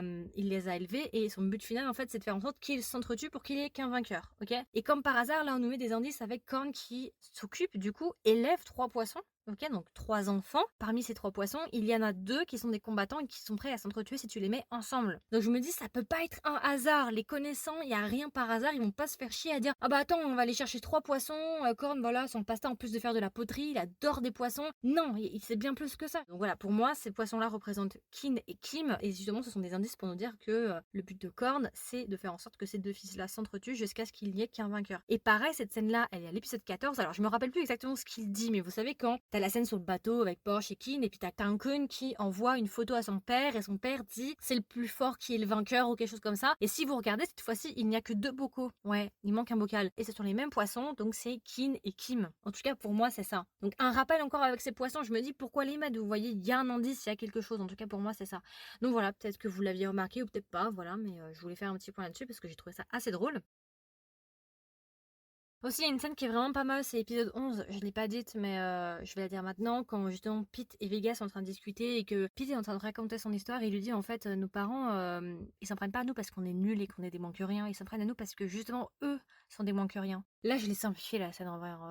Il a pas dit ça comme ça, il a dit ça beaucoup mieux que moi, mais c'est juste de mémoire comme ça que je le fais. Mais en tout cas, j'ai beaucoup aimé cette scène parce qu'en fait, je pense que Pete dit exactement ce que Vegas a voulu entendre toute sa vie. Et Vegas, en fait, se sent soulagé d'avoir entendu ça et on voit qu'il est complètement choqué par ce qu'il vient de dire parce qu'il est frappé en fait par la réalité de ses mots. Donc voilà, j'ai beaucoup aimé cette scène. Alors, il y a des scènes que j'ai pas beaucoup aimées. Pour moi, une des scènes que je n'ai pas aimée, c'est la scène du kidnapping. La scène du kidnapping, je vais pas en parler pendant 20 minutes, mais j'ai pas aimé la tournure des événements. Il y a beaucoup de gens d'ailleurs qui m'ont dit aussi qu'ils ont pas trop aimé la tournure des événements par rapport au kidnapping. Le fait que Big se sacrifie, ça donne pratiquement aucun sens, alors qu'il passe leur temps à s'embrouiller, mais là, il passe pour un saint en se sacrifiant. Pour moi, ça manquait un petit peu de logique et ça allait trop vite. Et genre, Big il meurt, pouf, allez hop, on s'en fout, on repasse à la suite. T'as Tawan qui fait son petit monologue comme quoi il est malheureux, machin, machin. Oui, voilà. Pour moi, la scène du kidnapping n'était pas idéale. En fait, quand j'ai vu la scène du kidnapping, je me suis dit, attends, pause. J'étais la meuf qui faisait des maths entre nous. Et j'avoue, la scène du kidnapping m'a un peu fait crier dans mon oreiller. Ça, c'était vraiment une des scènes que j'ai moins aimé, je pense, de tout le drama. Après, tous les moments avec Tawan, bien sûr, mais en même temps, on se dit, bon, l'acteur, il a réussi finalement. Si on arrive à détester le personnage à ce point-là, bah finalement, l'acteur, il a réussi son jeu. Il a clairement réussi. Voilà, je ne dirai pas plus, mais j'avoue que l'épisode avec Tawan, c'était peut-être un des épisodes que j'ai le moins aimé. Mais en même temps, je trouve que peut-être Tawan était mieux dans le drama que dans le roman. Il était plus détestable. Dans le roman, il est agaçant, c'est Tawan par-ci, Tawan par-là, c'est un peu agaçant, c'est un peu un enfant. Alors que dans le drama, il est plus méchant, il est plus vicieux, j'ai bien aimé. C'est un meilleur Tawan dans le drama pour le coup. Un petit point aussi qui m'a un peu déçu, en tout cas j'aurais voulu plus. La scène de rupture entre Kim et Porcher, elle était bien, mais j'aurais voulu de mon côté avoir plus d'intensité et voir plus de dilemme pour Kim. Quand il lui a dit désolé qu'il l'a rompu avec lui, bah en fait, je trouve que ça manquait d'émotion cette scène. J'ai trouvé qu'il manquait d'émotion. Alors vous allez me dire oui mais Kim c'est quelqu'un de froid, je suis bien d'accord. Il y a pas de souci là-dessus, il est froid, on est bien d'accord. Mais en fait ce que j'aurais voulu voir c'est quelque chose dans les yeux, un espèce de dilemme, un tiraillement dans ses yeux en mode je le kiffe mais je peux pas. J'aurais voulu voir plus d'émotion, voir quelque chose vraiment un tiraillement, un dilemme dans les yeux, au moins dans les yeux, pas forcément dans les mots ou quoi, mais au moins dans les yeux. Alors que là, j'ai trouvé que c'était un peu vide en fait. On pourrait penser qu'il l'aime pas du tout pour le coup. J'aurais voulu quand même voir quelque chose dans ses yeux, un petit indice qui me dit que non, en fait, il est en train de mentir et on le voit. Si on avait fait plus pour le côté de Kim avec vraiment un tiraillement dans les yeux, on voit qu'il est pas bien en faisant ce choix-là, la scène m'aurait détruite. Mais là, c'est pas le cas. La scène de l'épisode 12 là, Vegas Pete là, ce qui s'est passé là, ça passe de je te fais une petite réflexion, tu commences à m'étrangler, à je vais te planter un couteau, à ensuite je vais me planter le couteau moi-même, à excuse-moi en fait je ferai plus jamais ça, à je te libère, à je te fous un coup de poing et à je m'évade. C'était trop rapide. Cette scène là justement entre Pete et Vegas, pour moi ça allait trop vite. Genre ok, vous voulez nous montrer quoi? Vous voulez nous montrer que Vegas est bipolaire? Ok. Et alors? Genre, d'accord, mais là, en fait, c'est même pas il est bipolaire, ça fait pas de sens. Il va essayer de lui planter un couteau, la seconde d'après, t'as Pete qui prend le couteau, après il commence à paniquer. Enfin, pour moi, ça c'est malheureusement, il joue bien, y a pas de problème sur le jeu, c'est pas un problème de jeu pour moi, c'est un problème de timing, ça va trop vite. En mode, bon, vite, on a que 2 minutes pour vite arriver à un dénouement avec ce couple-là, faut y aller. On comprend pas comment on est arrivé de A à B, de B à C, de C à D. Enfin, on comprend pas, on se dit putain, attends, qu'est-ce qui s'est passé? Et pour moi, ça fait pas naturel, ça fait pas réaliste et je n'y crois pas et je me dis juste what the fuck, qu'est-ce qui se passe? Dommage parce que ça aurait pu être une scène encore mieux qu'elle ne l'est. Bien évidemment, on sent l'intensité, les acteurs jouent extrêmement bien, il y a une intensité, mais ça manque de logique. Aussi, épisode 12, quand justement Porsche s'enfuient, partent, et à un moment ils sont portés entre guillemets disparus, ok? Ils sont dans le hall là, Kim apprend que Porsche n'est pas là, donc il s'apprête à partir, donc Kim s'apprête à partir à sa recherche, mais au même moment t'as Pichan qui appelle Kim et qui lui dit Korn veut te voir. Vous vous souvenez de cette scène? Et bah en fait ça c'est pour nous installer une espèce de tension, c'est une référence justement au roman pour nous dire que c'est on ne le dit pas directement, mais voilà, d'ailleurs, il faudra qu'on discute de ça après. On ne dit pas directement, mais c'est des indices pour nous dire attention, regardez, Kim fait face à un dilemme, il va devoir faire un choix entre son père et ses devoirs et Porsche. Ça se dessine doucement, on ne dit pas directement, mais ça se dessine à l'arrière-plan sans qu'on le voit vraiment. Donc, ça, j'ai bien aimé les petits détails parce qu'ils sont en train d'implanter en fait les détails pour la saison 2. S'il y en a une, en tout cas, au moins ils pourront dire dans la saison 2 regardez, on a planté plein de petits détails, le mécanisme dans la porte, regardez, c'est pour l'organisation secrète. Quand Pichan est allé appeler Kim à ce moment-là, c'était pour discuter justement certaines choses. Ensuite, épisode 14, bon bah voilà, quand soi-disant Korn est mort, on voit très bien que Kim est au courant, et on voit aussi que Pichan est assez dérouté par l'expression de Kim. Donc est-ce que, en fait, Korn n'a rien dit à Kim, et Kim l'a deviné tout seul, et Pichan est assez étonné que Kim ait cramé leur petit jeu, c'est une possibilité? Ou est-ce que Korn a dit à Kim que c'est la réalité, et Pichan, bah voilà. Il le regarde juste en mode ouais, mais faire en sorte que ce soit pas trop évident, voilà. Je ne sais pas, mais en tout cas, j'ai trouvé ça assez intéressant, parce que pareil, on comprend que Kim, du coup, bah il est pas aussi crédule que les autres fils, les deux autres fils, et aussi, dernière scène, épisode 14, Pichan il peut pas être mort, c'est impossible. Pourquoi? Parce que j'ai lu le roman. Alors après, vous allez me dire, oui, mais le drama et le roman sont différents. On est bien d'accord. Mais non, je crois pas une seule seconde que Pichan est mort. Pourquoi? Parce que Pichan, c'est l'homme le plus proche en fait de Korn. Korn lui fait confiance, c'est son bras droit, c'est son garde du corps le plus proche. C'est un garde du corps dont on manque beaucoup d'informations. Il y a beaucoup de potentiel. Si ça vous intéresse de savoir ce que je pense sur Pichan, j'ai fait dans mon bilan sur le livre de Kim Porsche, parce que j'ai fait un bilan qui est sorti la semaine dernière. Vous pouvez aller voir. Il y a mes théories, et dans mes théories, j'ai parlé de Pichan et ce que je pense de Pichan. Pour moi, s'il y a une saison 2, Pichan va revenir. Et s'il revient, il y a de fortes chances pour qu'il soit beaucoup plus important que dans la saison 1. En tout cas, à mon sens. Moi, comment j'utiliserais Pichan? Je le mettrais de manière plus importante. D'ailleurs, en fait, ça me fait penser, il va y avoir un épisode sur mes théories sur la saison 2. Si on a une saison 2, parce que pour le moment on ne sait pas, mais je ferai quand même un épisode sur mes théories s'il y a une saison 2. Je parlerai de Pichan à ce moment-là, donc voilà. Et franchement, j'ai beaucoup de choses à dire et je sais pas si je vais réussir à tout dire. Il y a sans doute des choses que je vais oublier. Donc voilà, je suis désolée si j'oublie des choses, mais je vais essayer d'être la plus complète possible. Je pense que je vais diviser en points positifs et points négatifs, d'accord? Ce que j'ai aimé, ce que j'ai moins aimé durant le drama. On va commencer comme d'habitude par les points positifs. Dans l'ensemble, franchement, comme je l'ai dit déjà dans la version courte, c'est un drama qui était à la hauteur de mes attentes. C'est-à-dire que j'avais vraiment peur que je me sois fait des films et que ce soit pas à la hauteur et que ce soit finalement décevant. Ça ne l'a pas été vraiment. C'était même au-delà de mes attentes. C'était vraiment bien. En fait, ils t'ont promis un truc et ils te l'ont donné et ça c'est génial. Donc déjà gros chapeau pour ça. La qualité était dingue, l'histoire est dingue et ça restera pendant très longtemps, je pense, un des meilleurs dramas thaïlandais en termes de qualité, en termes de tout en fait. Ça restera dans le top 3 clairement pendant très longtemps. On sent aussi que ça a été un budget qui a été à 9 chiffres, on le sent clairement, ça se voit, parce que vraiment la qualité elle est somptueuse, les décors, et en fait j'aime bien parce qu'on a vraiment deux familles, du coup, de famille principale et famille secondaire, et on a vraiment deux ambiances très différentes, et j'ai beaucoup aimé les deux ambiances qui sont vraiment aux opposés totales, et j'ai bien aimé aussi les diversités, même si j'avoue qu'on bouge pas souvent d'environnement. Quand même, on reste très souvent dans les mêmes endroits, dans la maison de Keane, ou bien dans la maison de Vegas, ou bien dans la maison secondaire, là, vous savez, la maison un peu en dehors, là. Mais sinon, on reste très souvent là, dans les mêmes endroits, on est d'accord. Mais en règle générale, sinon, c'est vraiment magnifique. Les décors sont somptueux. Ce que j'ai beaucoup aimé aussi, c'est qu'on en a appris beaucoup plus sur Kim dans cette saison-là, du coup, plus que dans le roman. En tout cas, dans le roman, je vous avais dit justement que j'avais du mal à cerner Kim. Ici, je l'ai un peu plus cerné, j'ai un peu plus confiance en lui, entre guillemets, surtout quand on voit la fin où il fait sa petite déclaration avec la musique. D'ailleurs, on en parle ou pas du fait que Porsche il est juste ghost. Genre, il a reçu sa musique, 3 minutes de chanson et tout, et finalement, Porsche est en mode ok, il appuie sur croix et il vit sa vie. C'était un peu drôle, je trouve. Donc oui, enfin, c'est un peu drôle. En vrai, non, je suis pas bien parce que c'est mon couple préféré, vous-même vous savez, mais j'en avais parlé avec Tati Queen, c'est vrai que moi je voyais pas de happy ending pour Porsche et Kim, je voyais pas ça. Et d'ailleurs, ceux qui me connaissent un petit peu, vous savez que je suis assez à fond sur un possible couple Porsche-Macao, ou en tout cas un triangle amoureux Porsche-Macao-Kim, parce que dans le roman, en tout cas, il y a des indices de ça. Alors après, je ne sais pas si le drama va le suivre ou pas pour la saison 2, on en parlera dans mes théories, mais voilà, c'est vrai qu'on n'a pas eu un happy ending. Après, il y a eu le concert. Le concert, on a eu un petit moment Kim Porsche, même si en vrai, c'était plus de la souffrance que du bonheur. Putain, dans le concert, ce qu'ils nous ont fait, c'était tellement méchant. Genre, ça va? Ouais, ça va, je vais mieux, ouais. Et ils se cassent. D'ailleurs, si ça vous intéresse de savoir un peu ce qui s'est passé dans le concert, j'ai fait un épisode la semaine dernière sur le concert avec mon débriefing. J'ai beaucoup aimé aussi l'aspect que justement Porsche ne pardonne pas à Kim, malgré le fait que je les adore. J'aime beaucoup le fait que justement il sache ce qu'il veut et que justement il bloque Kim et il est en mode non mais tu me traites pas comme ça. J'ai beau avoir eu des sentiments pour toi et t'avoir aimé, tu peux pas me traiter n'importe comment. Et voilà, genre j'adore ce gars, waouh Porsche, mais Porsche, je suis à fond derrière toi. Vas-y, là, va sortir un peu avec Macao dans la saison 2 là, vas-y. Il faut que Kim y rampe. Je veux qu'il rampe. Mais vraiment, vraiment, il faut qu'il galère. Mais ça va être intéressant, je pense. Le côté un peu dramatique, triangle amoureux et tout, ça pourrait être sympa. Si on a une saison 2, bien évidemment, parce qu'au moment où j'enregistre, on n'est toujours pas sûr qu'il y ait une saison 2. C'est possible, mais c'est pas encore dit. Bref, vous connaissez les bails. Les scènes hautes, gros point positif aussi, les scènes hautes, elles étaient vraiment jolies. C'était pas juste des scènes hautes pour être des scènes hautes, vous voyez. C'était bien plus que ça. Il y avait vraiment des très très belles scènes. Ils ont vraiment géré ces scènes-là. Ils nous avaient pas menti, Pipan, je crois, quand il avait dit que ce seraient les scènes les plus hautes qu'on trouvera dans les dramas de taille. BL, oui. Oui, oui, oui. Clairement, oui.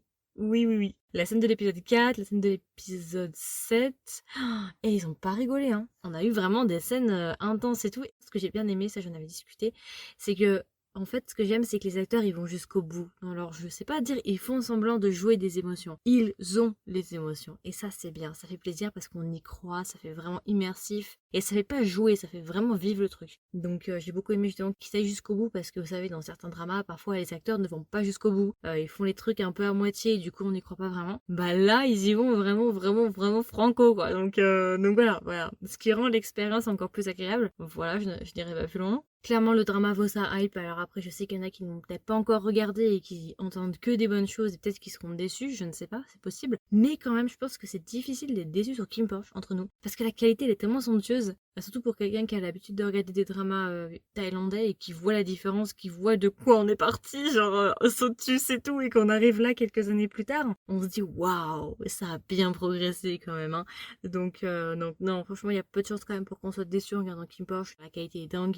J'ai rien à dire. En vrai, je lui ai mis 19 sur 20 pour ceux que ça intéresse. Ça vaut sa hype et ça va être une référence pendant très très longtemps ce drama, sans déconner. C'est un peu cliché quand tu dis ça comme ça, de dire ouais, ça va changer la vie des BL. Non mais c'est vrai, ça va vraiment changer la vie des BL. Et maintenant, le problème, c'est qu'en fait, Kim Porsche a mis la barre tellement haute et il y a un standard tellement haut que ça veut dire que les scénaristes et toutes les équipes justement derrière les dramas, derrière la création de dramas, il va vraiment falloir que le niveau augmente en fait. Parce que si le niveau ne rencontre pas les attentes des spectateurs, ça va clasher à un moment. Donc il va falloir que du côté justement du entertainment business, du côté justement du divertissement et de la création de drama, il va falloir vraiment que les différentes productions, compagnies, GMM TV ou ce que vous voulez, commencent un petit peu à vraiment augmenter en qualité et donner du meilleur contenu aux spectateurs parce que sinon ça va clasher. Vous voyez, les gens sont tellement compliqués maintenant, enfin pas compliqués, mais on va dire que maintenant on va plus regarder n'importe quoi. Dans un sens, au début, on va un peu souffrir après avoir vu Kim Porsche parce que du coup on pourra plus regarder grand chose, on sera pas facilement contenté, mais je pense que sur le long terme, c'est un mal qui va être nécessaire parce qu'en fait, ok, sur le moment là c'est chiant parce qu'il n'y a pas beaucoup de bon contenu, mais sur le long terme, on va commencer, je pense, au fur et à mesure à voir du contenu, du bon contenu arriver, je pense, entre la fin de cette année et l'année prochaine et progressivement, le niveau va monter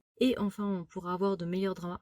Donc au début là c'est dur, il faut survivre les prochains mois là, mais après je pense que ça ira mieux. Donc voilà. Oui, comme je l'ai dit aussi, je crois dans la version courte, ils ont changé beaucoup de choses par rapport au roman. Ils ont enlevé peut-être 90% des choses toxiques du roman. Ils ont laissé quand même 2-3 trucs dont on parlera après. Mais majoritairement, ils ont quand même enlevé tous les problèmes du roman. En fait, entre nous, hein, le drama, c'est le roman en mieux.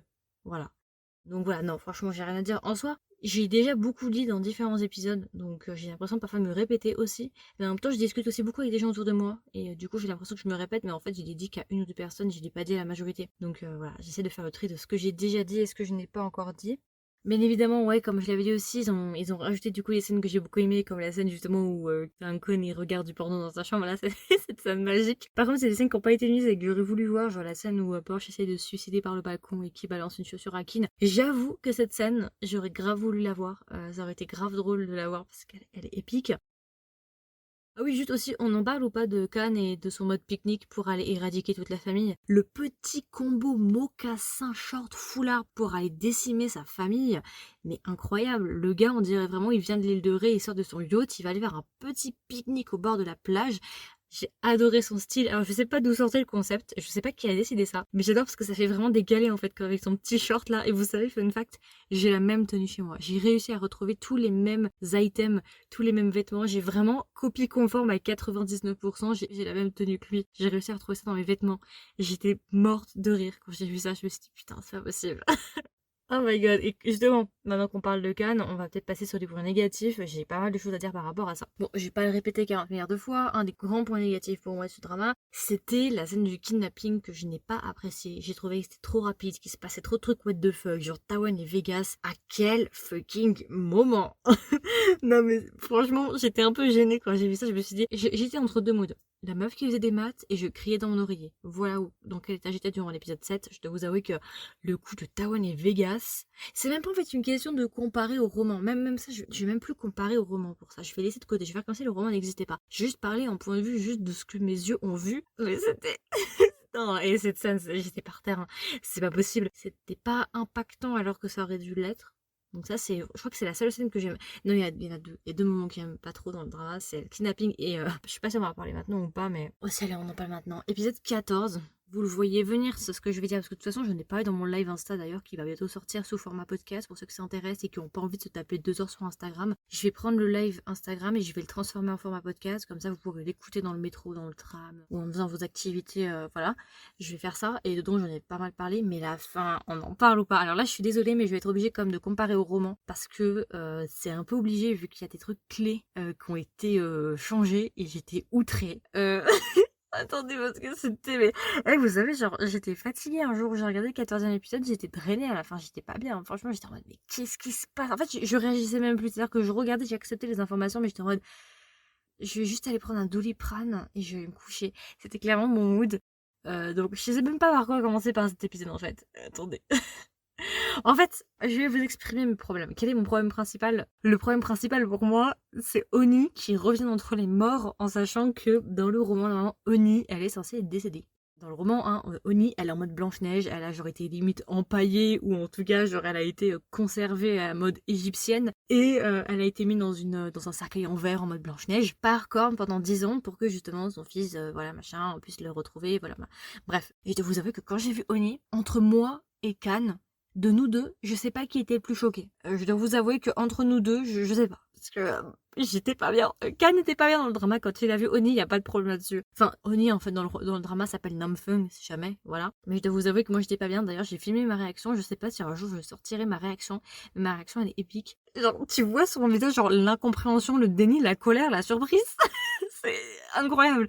Donc, quand j'ai vu ça, je me suis dit, mais non, mais qu'est-ce qu'ils ont fait? Elle est revenue entre les morts. En plus, l'actrice, je suis désolée, mais elle est trop jeune. Genre, quand tu la vois avec ses enfants, on dirait limite, c'est la grande sœur de Porsche, quoi. Genre, elle a quoi? Enfin, elle fait jeune, elle fait trop jeune pour sa mère, en fait. Elle a disparu 10 ans. Ouais, non, ça c'est pas trop passé parce que je me suis dit, mais non, mais en plus, je suis désolée, mais l'argument de oh là là, mais elle a pris un médicament et du coup, à cause de ce médicament, elle a perdu la mémoire. Oh là là, qu'est-ce que c'est pratique pour moi. Non, mais sérieux, quoi, le cliché du médicament là, c'est quoi de l'amnésie là, le cliché des dramas coréens là. Non, mais ça suffit quoi. Ils auraient pas pu trouver autre chose que ça. Le coup du médicament et qu'elle aurait perdu la mémoire à cause de ça. Non, mais faut arrêter. Enfin, bon, bref, ça c'était le coup de massue, je vous jure, j'étais pas bien quand je me suis dit, non, mais me dis pas qu'il va vraiment utiliser cet argument là. Déjà, bon, j'avais cramé qu'il était pas mort, j'avais très bien compris que le serpent là, il était pas mort, je le savais très bien. Mais Namfung, c'était trop, c'était la goutte d'eau. Vraiment, quand j'ai vu ça, ça m'a laissé vraiment dubitatif parce qu'en fait, d'un point de vue général, d'accord, ils ont suivi après 2-3 trucs, hein, Kan est mort, il lui a foutu une balle dans la tête, toi-même tu sais, t'es MTC, mais en disant non, mais en fait la vérité, c'est que Namfung est, et voilà, tu sauras jamais, du coup, personne ne saura exactement quoi, sauf si on a une saison 2.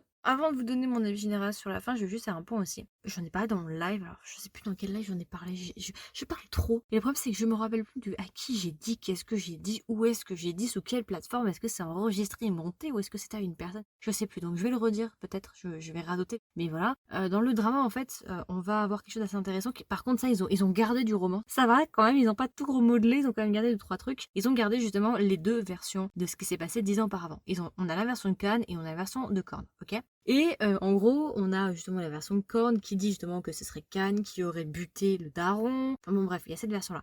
Et en fait, si vous regardez 2 minutes, les deux versions, si vous comparez entre la version de Korn et la version de Khan, la version de Korn, sa version, elle est extrêmement courte. Par contre, quand on compare avec la version de Khan, la version de Khan, elle est beaucoup plus développée, il y a beaucoup plus de détails. La version dure quoi, 3-4 minutes où il y a plus... Déjà, il y a des choses qui apparaissent dans la version de Khan qui ne sont pas dans la version de Korn. Deuxième chose, alors ça j'en ai déjà parlé dans mon live, mais je crois que je vais le redire ici. Deuxième chose aussi, la manière dont Khan décrit Korn dans sa version à lui, donc justement dans sa version à lui on voit Korn justement agressif avec un petit rictus là, vous voyez ça, cette expression qu'il a là, et bien c'est une expression qu'on retrouve juste après justement quand il y a le débat là, quand Namfung est là, Korn est là et Korn rejette la faute sur Khan, il a exactement cette même expression mauvaise et méchante, et je me dis ça ils n'ont pas pu l'inventer, vous voyez, ça c'est une réelle représentation de Korn, il est vraiment comme ça. Deuxième point. Troisième point, j'ai oublié.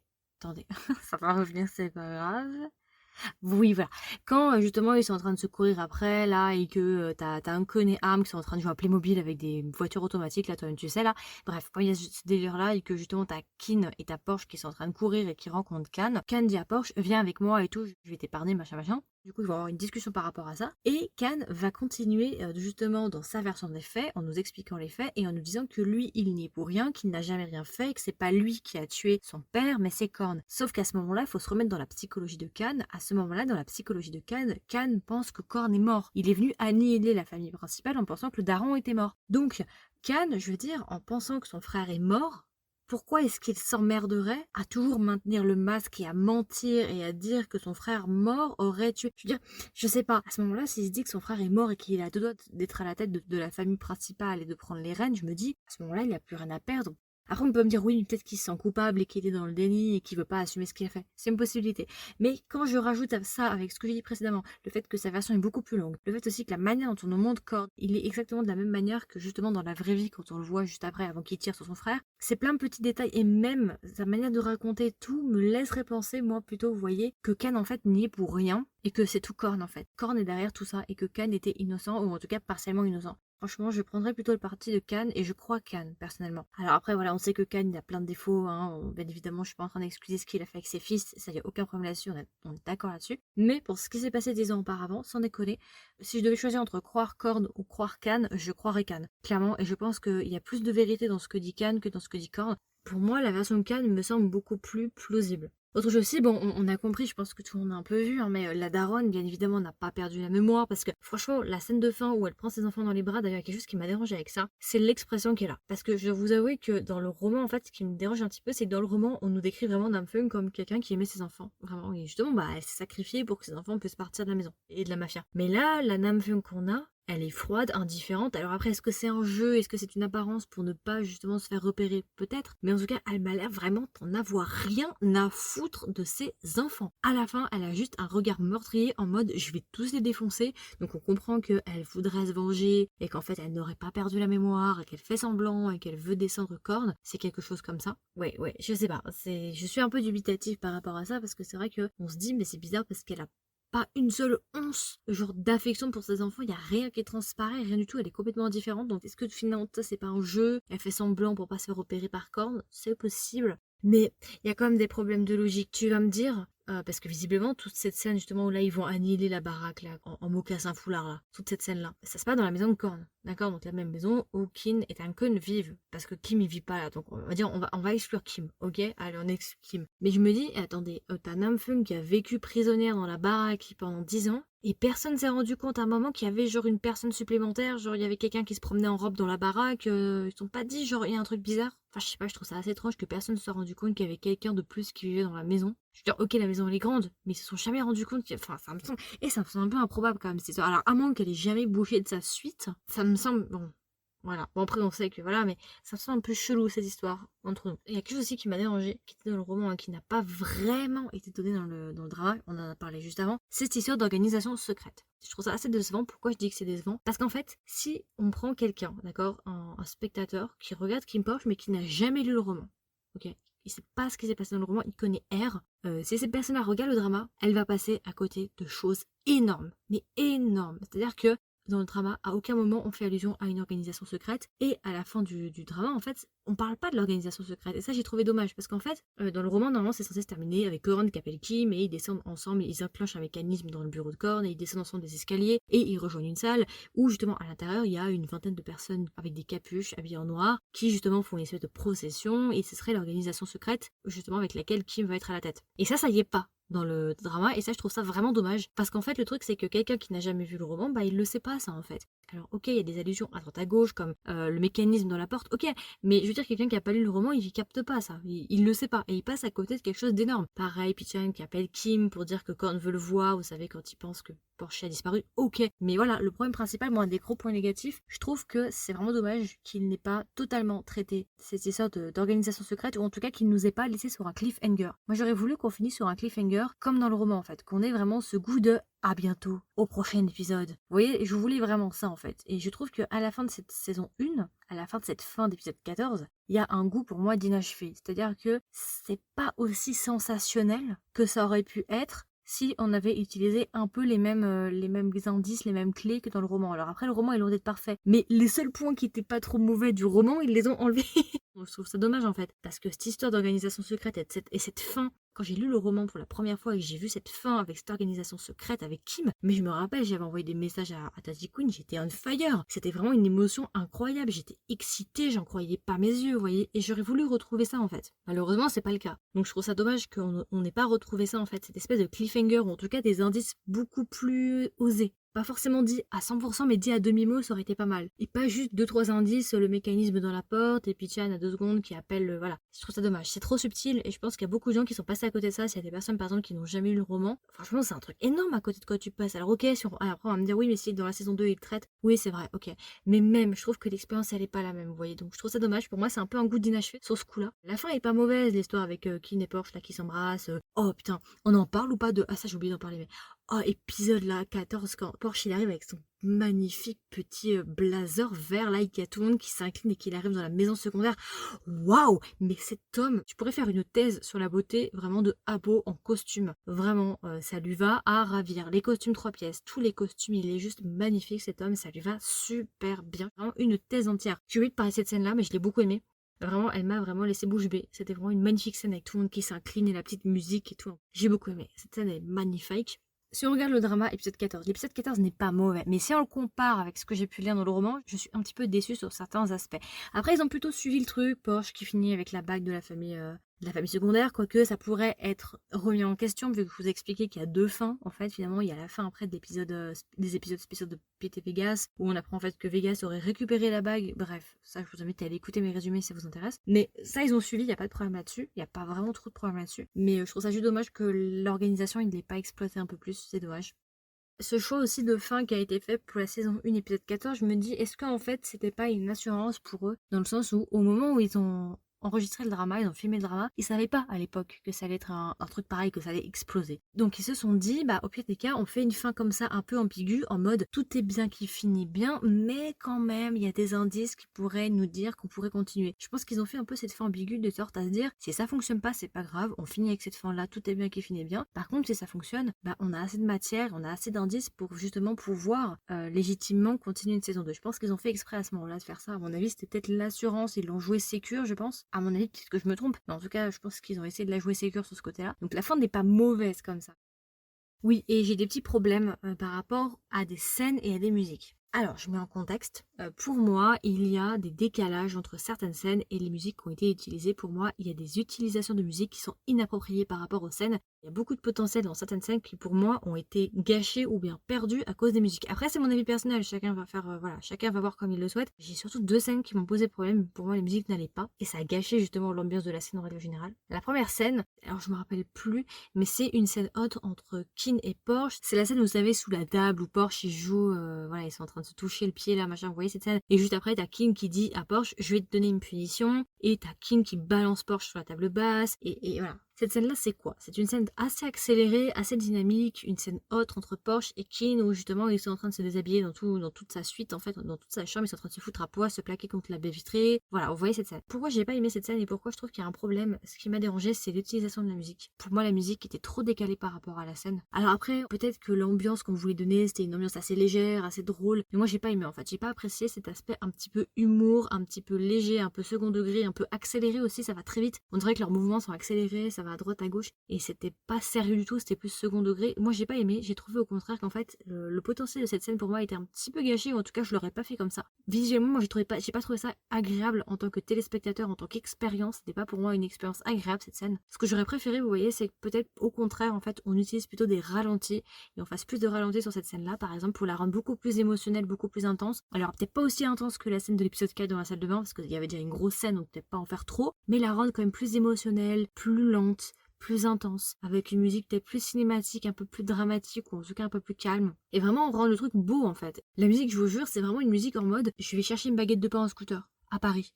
Voilà, je sais pas si certains peut-être comprendront ce que je veux dire, mais j'ai pas aimé du tout la musique qui a été utilisée. Pour moi, ça collait pas avec la scène était trop rapide, ça allait trop vite. On aurait dit qu'on me mettait en x2 en fait. Et cette scène en fait ne m'éprouvait rien en fait. Pour moi, en la regardant, j'étais juste en mode ouais, mais c'est dommage. C'est juste une scène haute quoi. Voilà, ok, c'est une scène où ils sont à poil, c'est tout. Mais y a rien de plus. Y a pas d'émotion comme d'autres scènes hautes où on a pu avoir des émotions, comme la scène de l'épisode 7 dans la salle de bain là, dans les toilettes, ou épisode 4, ou les autres scènes dans la piscine, sous l'eau aussi. Bref. Ça, ce sont des jolies scènes. Et je trouve ça dommage que cette scène, justement, il dit qu'il va le punir. Ouais, j'ai pas aimé cette scène. Enfin, en tout cas, je trouve qu'on aurait pu faire autre chose et qu'on aurait pu l'amener autrement et que ça aurait pu être fait différemment. Deuxième film qui m'a beaucoup dérangé et où pour moi il y a eu un décalage entre la musique et ce qu'on a vu, c'est la scène haute entre Pete et Vegas. Alors je me rappelle plus exactement si c'est celle auquel je pense, mais c'est celle avec les lumières un peu bleues. Il y a une scène haute entre Pete et Vegas où en gros ils sont en train de faire leur petite affaire tranquillou, mais ce qui m'a beaucoup dérangé c'est la musique qu'il y a par-dessus. C'est une musique vraiment en termes de mood, hein, c'est une musique en mode maison hantée, en mode Halloween, et ça j'ai pas du tout aimé. Je sais pas exactement ce qu'ils ont voulu faire. Est-ce qu'ils se sont dit, étant donné que leur relation n'est pas saine et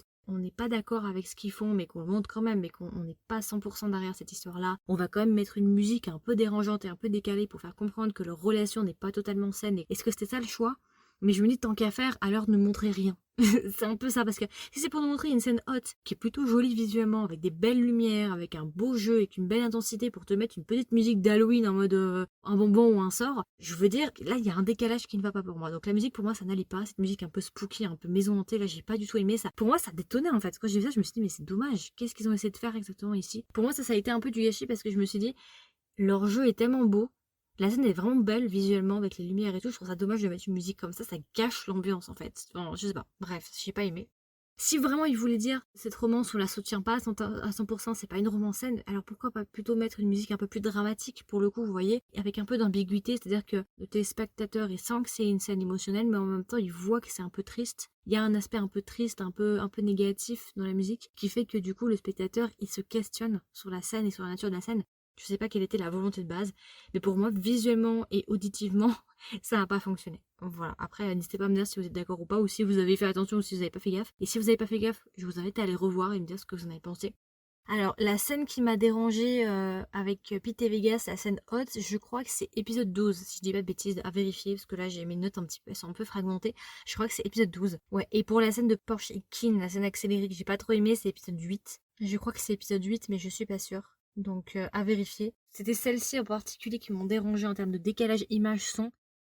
Ah oui, aussi, j'ai trouvé peut-être que, vous savez que à partir de l'épisode 8-9, là, on va avoir justement l'entrée du couple Vegas-Pete. Et justement, à partir de l'épisode 8-9, là, on va faire que alterner entre Porsche et Kin et entre Pete et Vegas. On va faire qu'alterner entre les couples. J'ai trouvé par moments peut-être que les transitions entre les deux couples étaient trop violentes. On passait vraiment de je t'électrocute dans ma cave à coup de Pikachu à directement vas-y, je te sèche les cheveux et je te prends dans mes bras et on discute de mon enfance. Alors je sais pas si c'était exactement la même chronologie, hein. Voilà, je fais une mémoire, voilà, c'est plus pour vous illustrer, hein. Mais j'ai trouvé que parfois les transitions étaient trop brutales, vraiment le contraste entre je te séquestre et tout mignon à se sécher les cheveux, à se prendre dans les bras, machin, un truc. Il aurait fallu peut-être une transition entre les deux, quelque chose vraiment, parce que parfois c'était juste trop violent quoi. C'était en mode ça, qu'est-ce qui se passe? J'ai cligné les yeux, c'est déjà fini. Comme j'en ai déjà parlé aussi dans le roman, bien évidemment, j'ai quand même des petits problèmes avec Pete et Vegas. Alors malgré le fait, en fait, il faudrait le voir en deux temps, Pete et Vegas. Pete et Vegas, on peut le voir probablement dans juste l'alchimie des personnages. Physiquement, ils vont très bien ensemble. Il y a une alchimie, il y a un truc qui passe. Les acteurs sont bons. Il y a un délire, il y a vraiment un truc qui passe. C'est un truc de fou. Je suis totalement d'accord avec vous. Ils sont magnifiques visuellement parlant. Ils jouent extrêmement bien. Très bonne alchimie, il n'y a pas de problème. Mais après, si on parle du background des personnages, c'est-à-dire syndrome de Stockholm, je t'électrocute, je te fous la tête dans une gamelle et je te fais manger des friskies, je suis moins dessus, hein. L'écoute 50 Shades of Grey, je te séquestre, je te fouette, tranquille et tout. C'est moi mon délire, donc voilà, moi c'est pas mon couple préféré et je n'apprécie pas, je déteste pas le couple, mais j'ai quand même du mal avec ce couple parce que c'est un syndrome de Stockholm et malgré tout j'ai quand même du mal à vouloir les voir ensemble, même s'ils sont magnifiques. J'ai quand même du mal parce que quand même ce couple n'est pas sain et si 2 secondes on réfléchit, on se dit si on pose cette histoire dans la vraie vie, on l'accepterait pas. Mais je les déteste pas pour autant, les acteurs sont très bons, mais voilà, quand même.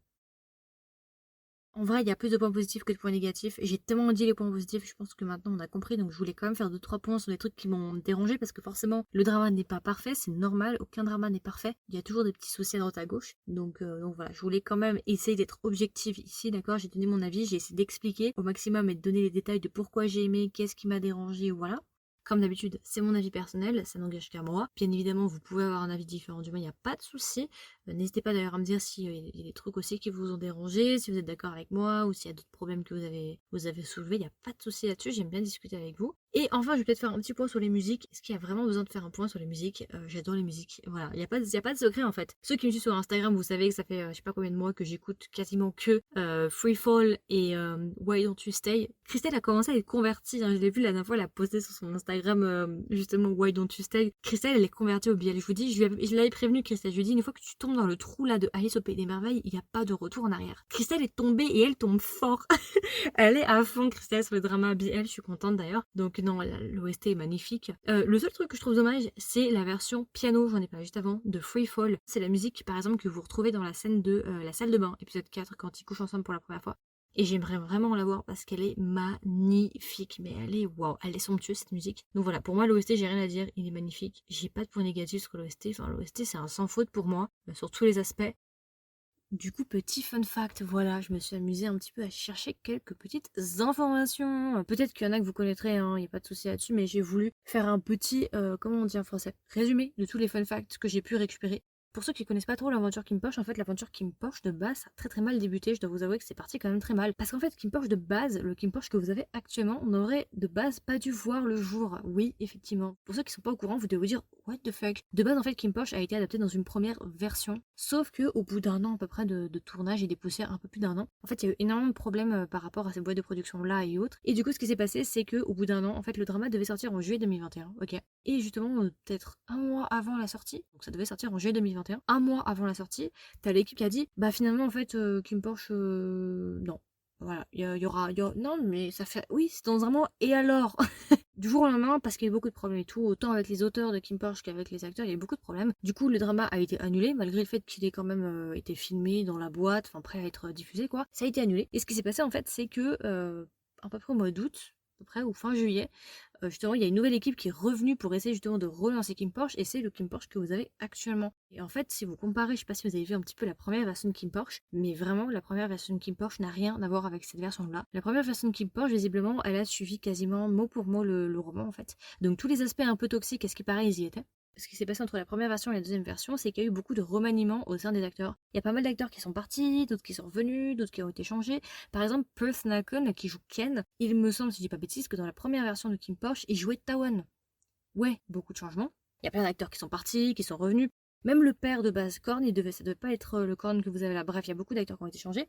Du coup, en août 2021, on a eu la nouvelle qu'il y aurait un nouveau Kim Porsche qui allait sortir. Et bah justement, en avril, on a eu le Kim Porsche qu'on a actuellement. Donc on va dire que ça commençait déjà assez mal avec Kim Porsche, surtout que maintenant, avec le recul qu'on a et avec tout ce qui se passe avec Kim Porsche, avec Twitter et tout, enfin la folie quoi qui se passe, on se dit mais putain, mais il se passe quoi avec Kim Porsche? Genre c'est maudit ou ça se passe comment? Il y a un truc quoi, genre voilà quoi. Et aussi, ce qu'il faut savoir, c'est que visiblement, en fait, le budget de Kim Porsche, c'est un budget à 9 chiffres. En même temps, ça se voit, si vous regardez la première version et la deuxième version, vous voyez la grosse différence. Un drama à très très grand budget, en même temps, on le voit parce que par exemple l'endroit vous savez où ils sont censés vivre là, c'est cette scène qui se passe dans le grand building là, vous voyez, ça c'est un hôtel à Bangkok, c'est un des hôtels les plus chers de luxe et je crois que c'est des bails de 1000 €, 2000 € la nuit, enfin c'est des trucs de fou quoi. Et ils ont loué justement cet hôtel pendant plusieurs jours pour filmer, donc c'est vraiment voilà quoi, les 9 chiffres tu les sens passer. Donc quand on réfléchit et on regarde un petit peu, visiblement, comme ça a commencé à peu près en juillet-août le tournage de la deuxième version de Kim Porsche, et que c'est sorti en avril, ça veut dire qu'il a fallu moins d'1 an pour faire Kim Porsche.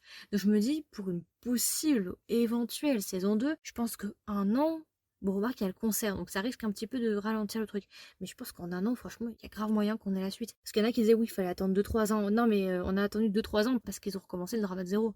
C'était surtout ça l'explication. Là, je pense quand même que s'ils sont capables de le faire en moins d'1 an, ils le feront là aussi. Bon, après, voilà, après, il y a le concert, vous connaissez et tout, mais on va voir comment ça se découpille. Puis surtout que maintenant, en plus, il y a des problèmes. Les plans sont un petit peu remis en question, mais bon, on garde espoir. Écoutez, soyons positifs. Alors ça, je sais pas si vous êtes au courant, mais ça, je l'ai su moi en regardant des interviews des acteurs. De base, en fait, Jeff Satur, du coup, qui joue Kim, de base, lui, il avait auditionné pour Tankun.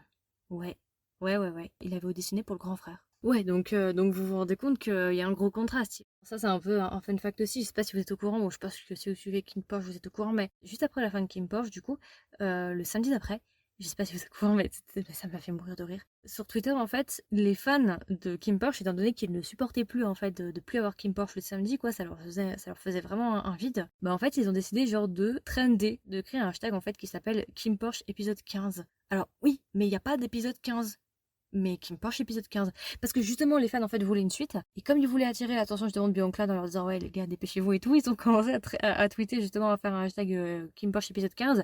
C'est bien qu'il a trendé numéro 1 dans plein de pays en fait. Et bien Cloud a aussi trendé dans plein de pays en numéro 1. Donc je vous explique pas. J'étais par terre parce que je me suis dit mais imagine t'as toute l'équipe de Beyond Cloud qui est tranquille, tu vois, les claquer, ça fait des mois de tournage, le stress, le machin, ils sont en pleine préparation de concert, ils passent le week-end tranquillou à la maison. Et là t'as un coup de fil de quelqu'un qui dit putain on est en trending numéro 1, qu'est-ce qui se passe, qu'est-ce qu'on a fait comme connerie. J'aurais trop voulu voir la tête des gens qui travaillent chez Beyond Cloud quand ils ont vu qu'ils trendaient en numéro 1 pour un Kim Porsche épisode 15. Mais c'est trop drôle, c'est incroyable. Parce que vous voyez pendant très longtemps Kim Porsche, c'était eux qui tenaient la carotte, c'était eux qui avaient la main mise sur nous, vous voyez, parce que c'est eux qui nous donnaient les épisodes. Sauf que maintenant, on comprend que c'est les fans, cette fois-ci, qui ont la carotte, parce que c'est les fans qui convoquent carrément, qui invoquent Beyond Cloud, qui sont capables de le faire. Ça qui est grave drôle, c'est que les rôles s'inversent. Et maintenant, on se rend compte qu'avec la puissance de la fanbase de Kim Porsche, bah, il suffit qu'on se mette tous ensemble et on finit par trender en numéro 1 un épisode qui n'existe pas et qui n'existera jamais. Donc, non mais c'est... Ce qui est super drôle, c'est qu'il y a des fans qui ont fait des posters, genre des fan posters de Kim Porsche saison 2 en mode en septembre. Il y a même des posters de Kim et Porsche en mariage, un mariage fixe. Et mais c'est des malades, j'adore. Non mais c'est des fous. Hein. C'est là où tu te dis putain en fait Kim Porsche, les fans de Kim Porsche ils ont une force. C'est impressionnant de voir ce qu'ils sont capables de faire pour Kim Porsche quoi. Trender en numéro 1, non mais j'hallucine pour un truc qui n'existe pas.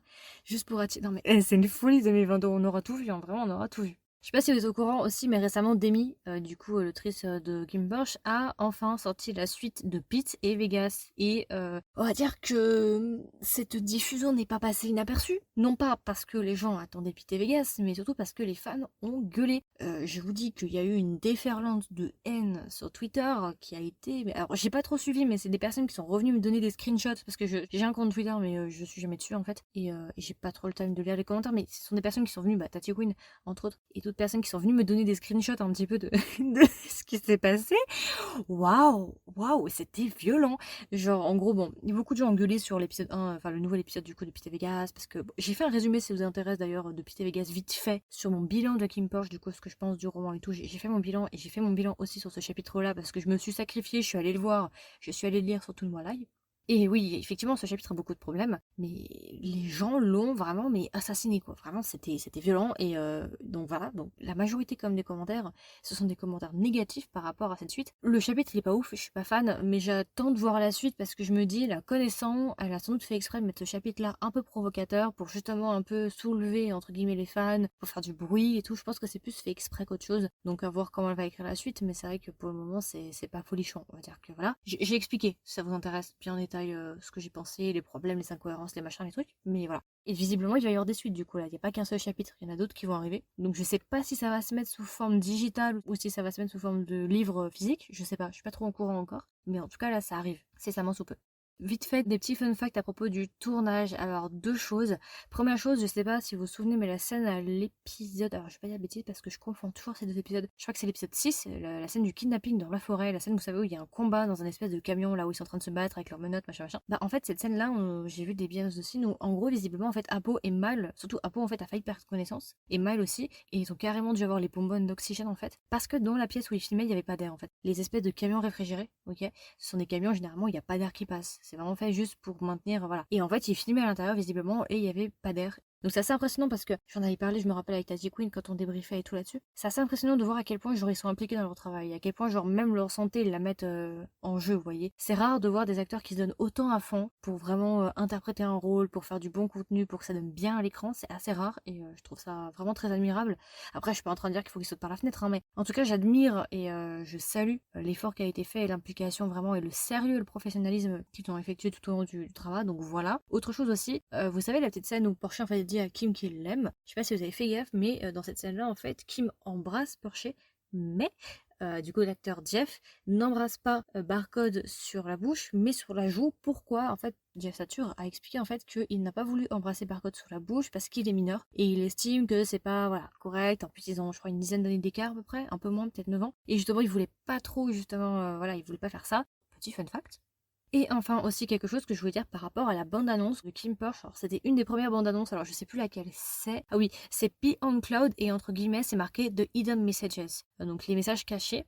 C'est une espèce de bande-annonce avec des scènes qui ont été reprises après dans le clip de Threat Machine Freefall, ok. C'est les mêmes scènes qu'il y a qui sont retrouvées dans le clip de Freefall. J'ai beaucoup aimé parce que dans ce clip, en fait, il y a beaucoup de jeux entre la lumière bleu-vert et la lumière orange-rouge. Alors, je sais pas si c'est fait exprès, je sais pas si c'est moi qui surinterprète les choses, mais en fait, ça me fait beaucoup penser à un élément du roman, pour ceux qui ont peut-être suivi le volume 4. À la fin du roman, à la fin du volume 4, Korn nous explique en gros que pour lui, dans sa vision des choses, Kin représente le feu et Porsche représente l'eau. Je sais pas si vous vous souvenez de ça, il avait dit, je me demande entre le feu et l'eau, qui est-ce qui va gagner? Est-ce que c'est le feu qui va faire évaporer l'eau ou est-ce que c'est l'eau qui va éteindre le feu? Et je trouve ça assez intéressant parce que du coup, les deux lumières en fait représentent très bien qui n'est Porsche, le feu et l'eau.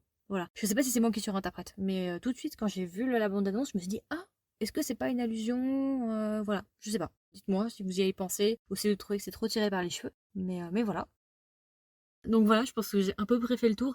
Je vous avais prévenu, mais il y a sans doute des choses que j'ai oubliées. Mais de toute façon, si vous écoutez mes autres épisodes, ça va se compléter parce que entre mes lives, entre mes débriefings, voilà, je pense que en tout, si vous écoutez tout ce que j'ai fait sur Kim Porsche depuis le début et ce que je vais faire par la suite, ça va se compléter. Même si j'ai oublié des choses, je pense que je le dirai dans d'autres épisodes parce que j'avoue qu'il y a tellement de choses à dire. Ça fait déjà 4 mois qu'on est dessus, on entame le 5e mois. J'avoue que ma tête va exploser. Vraiment là, ces 2 derniers mois, ça a été vraiment intense. Je vois plus le casting de Kim Porsche que ma propre famille, donc c'est vraiment chaud. Donc j'ai sans doute oublié des choses, bien évidemment, mais là c'est plus gros de ce que je voulais donner. Donc voilà, j'espère que ça vous a plu, j'espère que ça vous a intéressé. Comme d'habitude, je le dis toujours, mais voilà, ce débriefing n'était uniquement que mon avis personnel. Bien évidemment, vous pouvez avoir des avis négatifs, il n'y a pas de souci là-dessus. J'aime justement le débat et connaître aussi vos avis, donc voilà, je pose ça là. Et du coup, comme d'habitude, il y aura une section commentaires qui va être posée en dessous de cet épisode-là. Donc n'hésitez pas à me laisser justement votre avis sur justement mon débriefing et sur le drama, surtout en fait, qu'est-ce que vous avez pensé de ce drama? Est-ce que vous l'avez aimé? Est-ce que vous l'avez pas aimé? Est-ce qu'il y a des choses qui vous ont dérangé? N'hésitez pas à me dire tout ça. Si jamais aussi il y aura un épisode sur mes théories sur la possible saison 2, bien évidemment, c'est pas encore certifié qu'il y aura une saison 2, mais dans le cas où il y a une saison 2, j'ai beaucoup de théories. Donc je vais faire un épisode juste sur mes théories, on pourra discuter là-dessus. Ça sortira, je pense, plutôt la semaine prochaine, ok? Et puis voilà, je pense que c'est à peu près tout. Du coup, c'était ma version longue, ma version avec spoilers sur le drama Kim Porsche. J'espère que ça vous a plu, j'espère que ça vous a intéressé. Et puis moi, eh ben écoutez, je vous dis à demain, ouais, à demain, parce que demain, il y a un truc assez intéressant qui va sortir, voilà. Ceux qui me suivent sur TikTok, vous savez déjà qu'il y a un projet qui va sortir, donc j'espère que ça va vous plaire, j'espère que ça va vous intéresser. Et voilà, écoutez, je vous dis à demain, et en règle générale, je vous dis à la prochaine, du coup, pour un nouvel épisode. Bye! Du coup, vous pouvez trouver gratuitement ce podcast sur Spotify, Apple Podcast, Google Podcast, Deezer et encore. Si vous écoutez l'épisode sur Spotify, n'hésitez pas à swiper vers le haut et à laisser un commentaire en dessous de cet épisode. Voilà, vous pouvez laisser un petit peu votre avis, qu'est-ce que vous avez pensé du drama ou qu'est-ce que vous avez pensé de l'épisode. Et aussi, si vous appréciez le podcast et ce que je fais, n'hésitez pas à laisser une note sur Spotify ou bien à laisser un avis sur Apple Podcast. Donc voilà, donc en fonction justement de votre plateforme d'écoute, n'hésitez pas à laisser une note ou un avis, ça m'aide énormément. Ça prend 30 secondes, mais ça aide vraiment beaucoup le podcast, ça permettre justement à me faire référencer. Donc voilà, n'hésitez pas. Et enfin, si jamais vous pouvez me trouver sur Instagram, voilà, si vous voulez être un petit peu au courant de ce qui se passe, les actualités, les sorties et ce genre de choses, j'ai un compte Instagram pour le podcast qui est Kdrama avec un S tiré du bas, Margot avec un O.